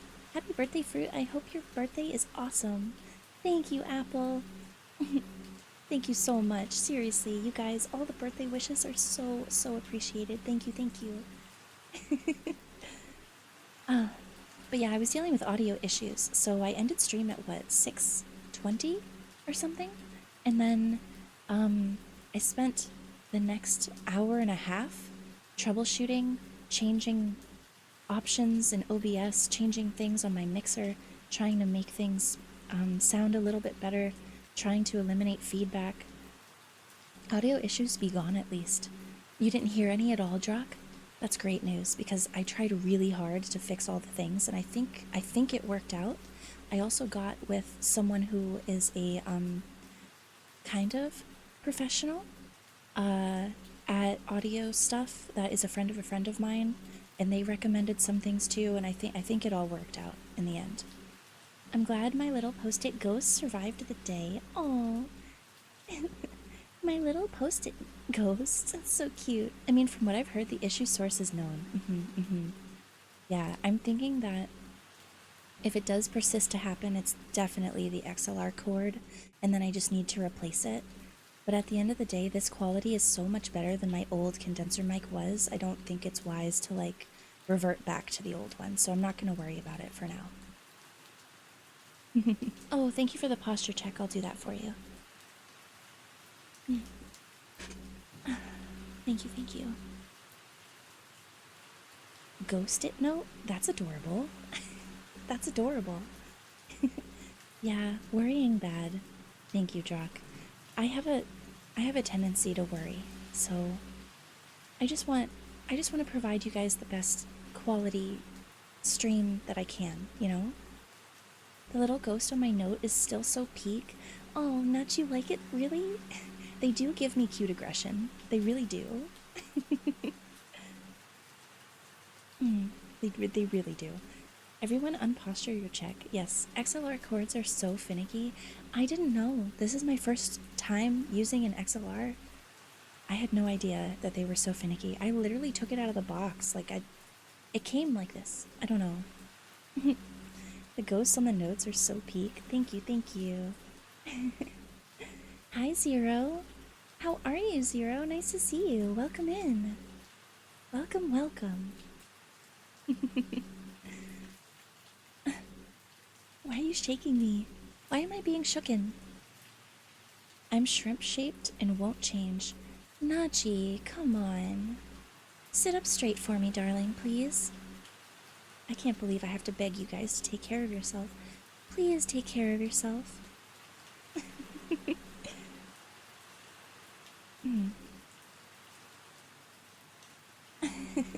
Nudge, come on, unshrimp. No more shrimp. Oh, also, sometimes if you're using an extended thing with extra ports, it can get overloaded. Yeah, I was seeing that too. I have no choice. I have no choice. I have to use an extended things with ports. Yeah, are you talking about the plug, right? Yeah, I don't actually have any wall plugs in my in my in my office area. I don't have any. The closest plug I have is in my closet. It's really bizarre how this apartment is set up. So I have like an extension cord that goes to the plug in my closet in the next room that comes into the office area, and that's what I'm using for my computer and my setup.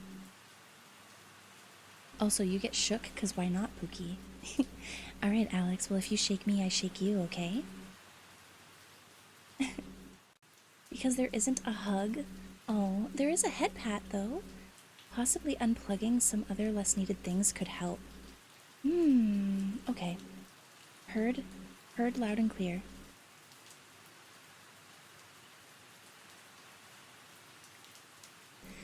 Thank you for the head pat, thank you. Wait, you mean you don't use the other type of plugs?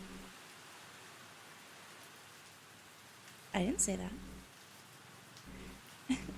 We gotta do the same with you, though. Ayo? Okay. Oh, Nudge, I almost missed your shy little message. Cutie. Oh, okay. You guys are so cute. My god. Ayo? What? Did I say something? I don't think I did. I need this. The little... It is cute, isn't it? The little cuddle. Why? Another flute. Don't worry about it. Okay. Okay, I won't worry about it. Ghosty hugs, please? Okay. We can all hug. No worries. Just fidgeting? Oh, Alex. Don't lay in the rain. Although I guess it is raining here. So I guess you would, if you laid down here, you would be laying in the rain. So maybe that is actually on point. Maybe it is. But the rain is nice, that's true. It is. It is nice and calming and soothing. Who is bullying Alex? No one. Crimson, go to bed. Crimson, go to bed. You don't like being shook? Why are you shaking me? I didn't do anything. You first? No, I still have like 15 more minutes. Crimson, I'm gonna be streaming for at least 4 hours. I have 15 more minutes. I wouldn't mind being shook personally. Oh, I'll shake you, don't worry. Crimmy, I love you, but get EBs. Yeah, I have Alex here. It's okay. You said you were gonna go to bed. It's okay to go to bed. It's okay. I am? Are you gonna stay up with me for 15 more minutes? Oh, did you miss me that much that you wanted to come back? Just checking in? I thought you already slept by now, Lizard. I mean, I could do that if needed. It's not needed. You silly. Please, if anyone in chat here needs to go to bed, please, please do. I do not mind. I do not mind. Solution. Take phone to bed to sleep with casket. That is a good solution. To be honest, was just making sure I don't need to last minute update my lists. Oh. For the subathon, you mean? No, I think we're okay. I do think we're okay. You cannot make me? Oh, Jackal, I can make you. The OCD compels me. I think we're fine for tonight. I think if anyone gifts any more subs, it'll probably be tomorrow. It's only 10 p.m. my time. I get to be here guilt-free. True, yeah, because it's past 1 a.m. for me. Yeah, I'll leave it to you to add anything if needed. No worries. No worries. I also have Alex here too, so... Okay, bedtime. Night. Good night. But I'm not eepy? Well, I wish it was 10 p.m. for me, but alas, it is 1 a.m. It is. It is, it is. Good night, sweetheart. Sleep well. Pacific crew. It is so funny to see all the people here from like different time zones. God, yeah, 1 a.m. I am starting to get a little eepy myself. No worries. Eat well, Crimmy. I love you. I love you too, Crimson. We all love you. Sleep well. I suppose it might take me a little bit to find someone to raid, so I'm gonna go ahead and start looking now and see if anyone is around in the ASMR tag doing raiding stream. Because that would be pretty good, I think, if I could find someone doing that. Perfect solution. I sleep with Cass every Saturday. King, do you really? Every Saturday?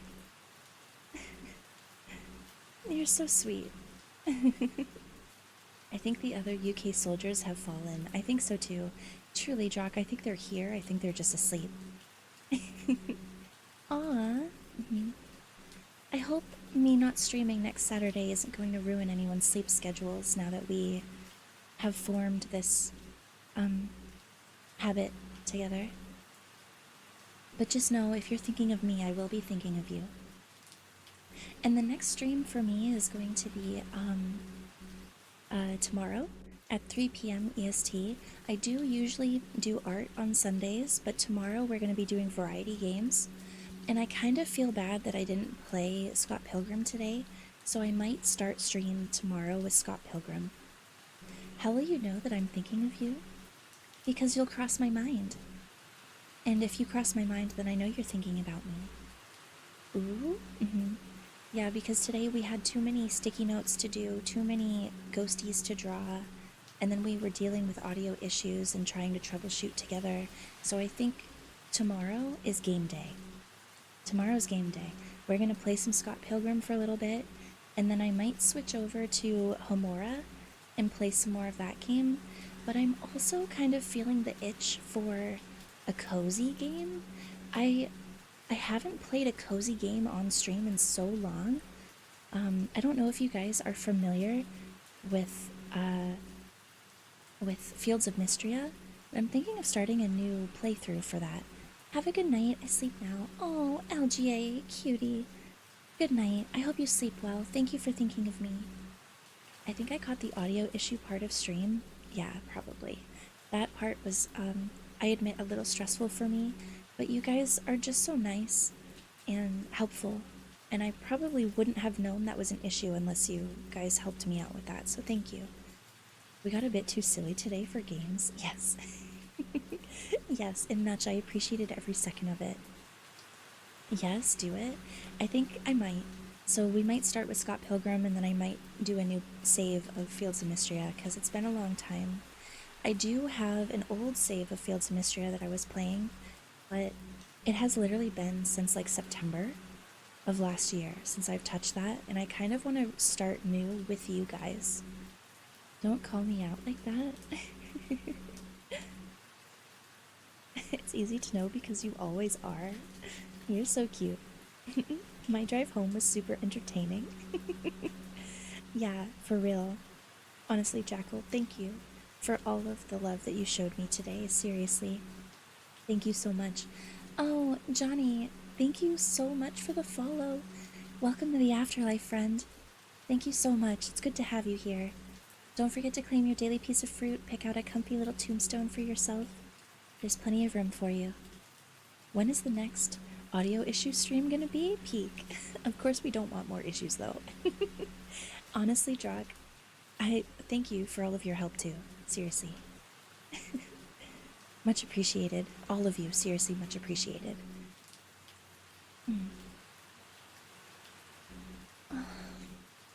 Okay, doing a little stretch. Let's see. Let's see.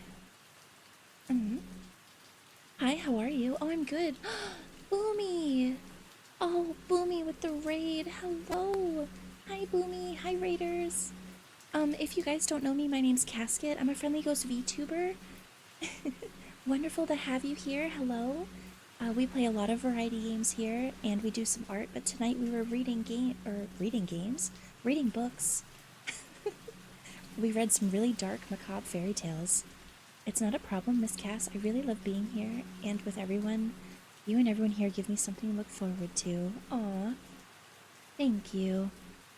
Yeah, Jackal, the audio stuff is still gonna happen, but don't worry about it. I'll get it figured out. Oh, my emotes died. Oh no. Don't be raid. Thank you guys so much. Thank you for the raid. Thank you, thank you. How was your stream? How was your stream? Was it good? Was it fun? Was it good and fun? I just wanted you to be aware is all. Yeah, I've fixed every issue I can. I think the rest of the issues is with the XLR. The cord itself. It was good and fun? Good. Was it good and fun? It was good and fun. Good. Thank you, cousin wife. Thank you for the raid. Happy birthday, Subathon weekend. Thank you. I love you too. Boomy, you're streaming a lot later than you used to. Thank you for bringing your community here to me. We are going to be ending soon, but not quite yet. So you guys are welcome to hang out in the rain sounds for a little while. Yeah, it's because it's not a school night. Oh, I see, I see. Hi, Biscuit. Hi, Goat. Happy birthday, Diva. Thank you, thank you. Hi, Aqua. Thank you for the licks. Oh, I'm just realizing that your shout out is just SO. Yes, you can do exclamation point SO or exclamation point shout out. They both work. They both work. That's totally okay. They both work. I have them both set up for a reason. It's totally fine. It's SO because I'm one of her significant others. You silly. You're not wrong though. Aw. Yes, yes. Well, Boomy, if you need to head out and go rest, please do so. I love you very much. I'm learning the commands. Alex, you are doing so good. You're doing so good. Thank you. Boomy do be cool. Boomy is the bestest. Okay, cousin wife, I love you. I love you too. I love you too. Honestly, just waiting until Thursday now for my damn sandwich. Licks for you. Thank you. Sleep well, okay? I've starved myself. Oh. Don't starve yourself, sweetheart. You can eat until then. And then you will just be fed very well. And I haven't even put that on the schedule yet, too, so wait for, tomorrow's Sunday, right? So tomorrow I'll do my schedule and it'll be on there. I was just in the middle of telling everyone I'm not going to be streaming next weekend because I'm going out of town to celebrate my birthday, but I will be back. I will be back. I will always come back. And I'm excited for tomorrow's stream. I'm excited to play games with you guys. Seriously, it's going to be so much fun. Yes, ma'am. Cass, it's 1 a.m. Please don't do this to my heart. Do what to your heart? What do you mean? Telling you that that you're doing great? Oh, you mean the praise. Alex, you're doing a wonderful job. Seriously. You stepping up and being a mod for me has been one of the best decisions I've ever made. So thank you. Cass pulling a William Afton, I will always come back. Yeah. Oh, what you playing? Tomorrow I think we're gonna play Scott Pilgrim. Because I was supposed to play it today and I didn't because all of you souls were so generous. It took me so long to do all of these all of these sticky notes for my subathon. So, we're probably going to start the stream with Scott, and then we're probably going to roll into some Fields of Mystery because it's been a long time since I've done a cozy stream, and I want to prioritize talking to you guys. All this heartfelt is going to make me melt. Oh, lively. Well, don't feel felt. Don't melt just yet, okay? Don't melt just yet. Don't melt just yet. We need you in one piece, okay? Cass, this is a cozy stream? I meant a cozy game. Did I say stream? I meant a cozy game. Why not? Because I want you in one piece, of course. Get loved, get absolutely fucking treasured. Okay, okay. I feel the love, guys. I really do. Seriously. Cass is making me melt already. Not melt, explode. Oh my god. Explosion is for after stream, chat. Come on. Terraria playthrough when? I actually don't own Terraria. So, I guess when I get that game, then perhaps. I've actually never played it. I have a lot of friends that play it though, including you. But I've never had access to it. I've never played it, so maybe one day. Maybe one day. I like how no one else put a note on Cass's head. Your voice is hitting that tingly bit of my brain. Might need some headphones. Are you listening to me not with headphones? Oh.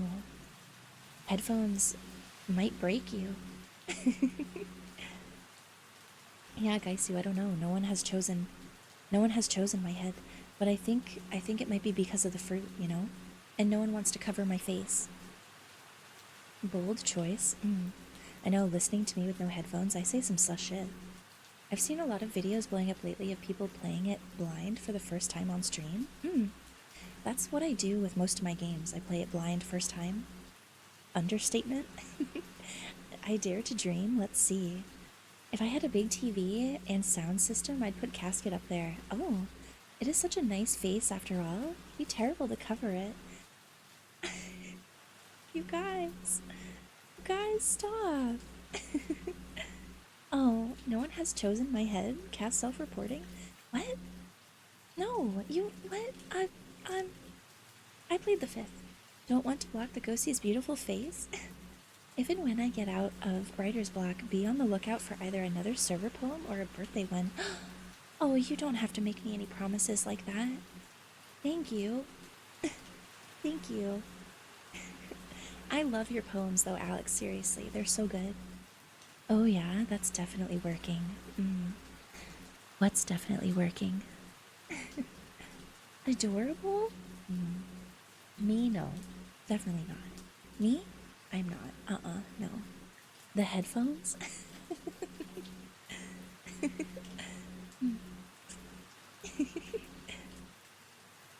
Oh, you guys. Okay. Let's try to see if we can find someone in the ASMR tag that I can send you to that is not doing an uncomfortable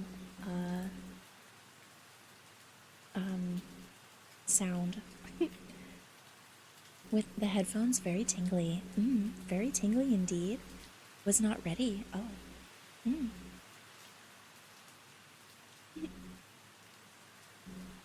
Difficulty level impossible. Literally, Drock. Literally. Thank you for understanding too, because I feel like I'm kind of by myself in that. I I I want to like find someone that's doing roughly the same thing that I am. Sometimes I get lucky, but then sometimes I don't. You know?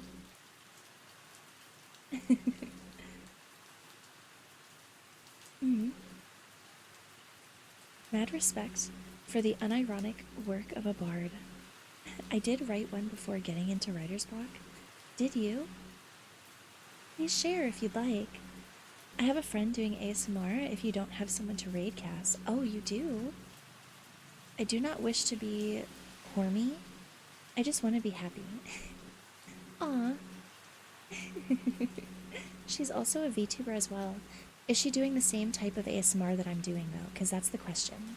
Because I don't want to just raid my whole chat into something they don't want to listen to. I mean, I think that kind of thing is sort of the meta here on Twitch, for better or worse. Yes, that's true. Yes, that's true. You can be both. Yeah, you can be both. Definitely. Me? For real, for real. I'm... Apologies, because I think sometimes I tread that line, so... I can share it in show and tell after stream. You can share it whenever you're ready. And yes, if you so wish, you totally can. It's sleep ASMR stuff with requests and stuff. She's not reading now. Okay. You play jump rope with that line? I do. I do. I don't mean to. Not every time. I can be, but it's almost 1:30 right now. Just too eepy. Just too eepy to be horny. I get it. No, it's all good, Cass. You guys are sweet. Guys who give me their name and I'll see what they're streaming, because I can kind of suss out what the general chat is looking for. The power of horny compels you. Really, it's more like the power of casket compels you. Makes my brain go, but it's all good fun. Rayberry VT. Let me see.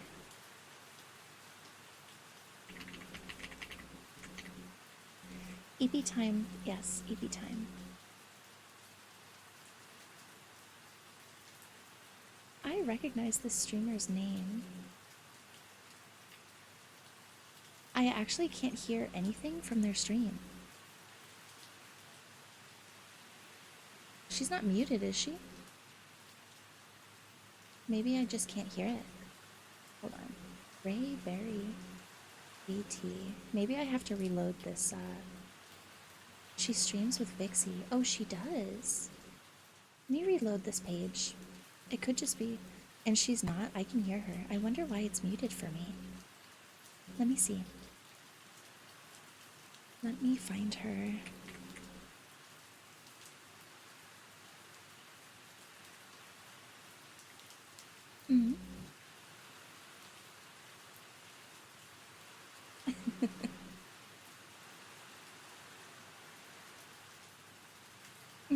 Hey, Casket, tell your mother you love her tomorrow. Unless you don't, no pressure. Oh, yeah. Tomorrow is Mother's Day. Tomorrow is Mother's Day, for sure. If you guys don't forget to tell your mothers you love them. However, oh no, fuck, I forgot. Nudge. That's okay, just like send her flowers or something. Just like send her flowers or something. I have nothing planned. It's okay. Not everyone likes their mom, so yeah, that's true. That's true. But I appreciate the reminder. I appreciate the reminder, totally. And I happen to work. God. I shall tell my mother hello. I will be reaching out to my mother as well. Tell your mother. Maybe I will. Maybe I will. Congrats to all the mothers out there, biological, not, or fur babies. Yeah, I will tell my cats that I love them tomorrow for sure. Wow. Thank you for the head pat, Apple. Thank you. Mm. Cass skirting the horny line? Couldn't be. Not our cute ghosty girl. I mean, that is what I would say if Cass wasn't, you know. I I do jump rope that line very often. Oh, right, Pookie. How's Azul? Azul is doing good. It's been about 2 weeks now, so he is doing much better. He's acting more like himself now. He's not, he does not like his medicine, but he's almost done taking it, so he should be fine. He's doing wonderful. Thank you for asking. Thank you for asking. Cass in a skirt is also very cute. I'm gonna have to go to the store early to get a Mother's Day gift. Nudge, I'm so sorry. Azul is a cat. Azul is my cat. Yes. Good night, people. Good night, Drock. Good night. Sleep well, okay? I, also, guys, who I think I am gonna raid your friend. She is doing, normal ASMR stuff, it sounds like, but I don't have anyone else to raid, so I'll show her some love. So guys, just be prepared, okay? She's just doing normal ASMR sound redeems. So, if you guys are not into that, now would be the time to go to sleep, okay? Every VTuber has a cat from what I've seen. I'm just a cat person, you know? I'm just a cat person. I've always been. Heard that. See you later, alligators. Good night, Drock. Thank you for spending time with me. I'll see you tomorrow, I'm sure. Okay, you lovely souls. You lovely, lovely souls. Thank you for showing me so much love. Thank you, thank you. I'm growing my collection. Night night, Pookies. W stream, have a good night, Cass. Of course. And here, for those of you who are going to stay with me through the raid, here are my raid commands, okay? This one is for my subscribers, and this one is for everyone else. Please copy and paste these over into the next chat when we get there, okay? This is a streamer who is a friend of Gaisu, so I do want to show them some love. Good night, Miss Castle. Good night, Jackal Darling. Thank you for all the love and support. Thank you guys for wishing me all these birthday wishes. Have an amazing night, Cass and chat. I'll see you guys tomorrow, okay? Day 2 of the subathon starts tomorrow at 3 p.m. EST. I can't wait to spend some time with you. Thank you guys. I hope you all sleep well, okay? Thanks for the stream. Of course. Of course. Thank you guys so much. Night love. Talk to you tomorrow. Thank you. Good night, guys. I love you all. Please rest well, okay? Good night. Good night, good night. I'll see you tomorrow. Good night.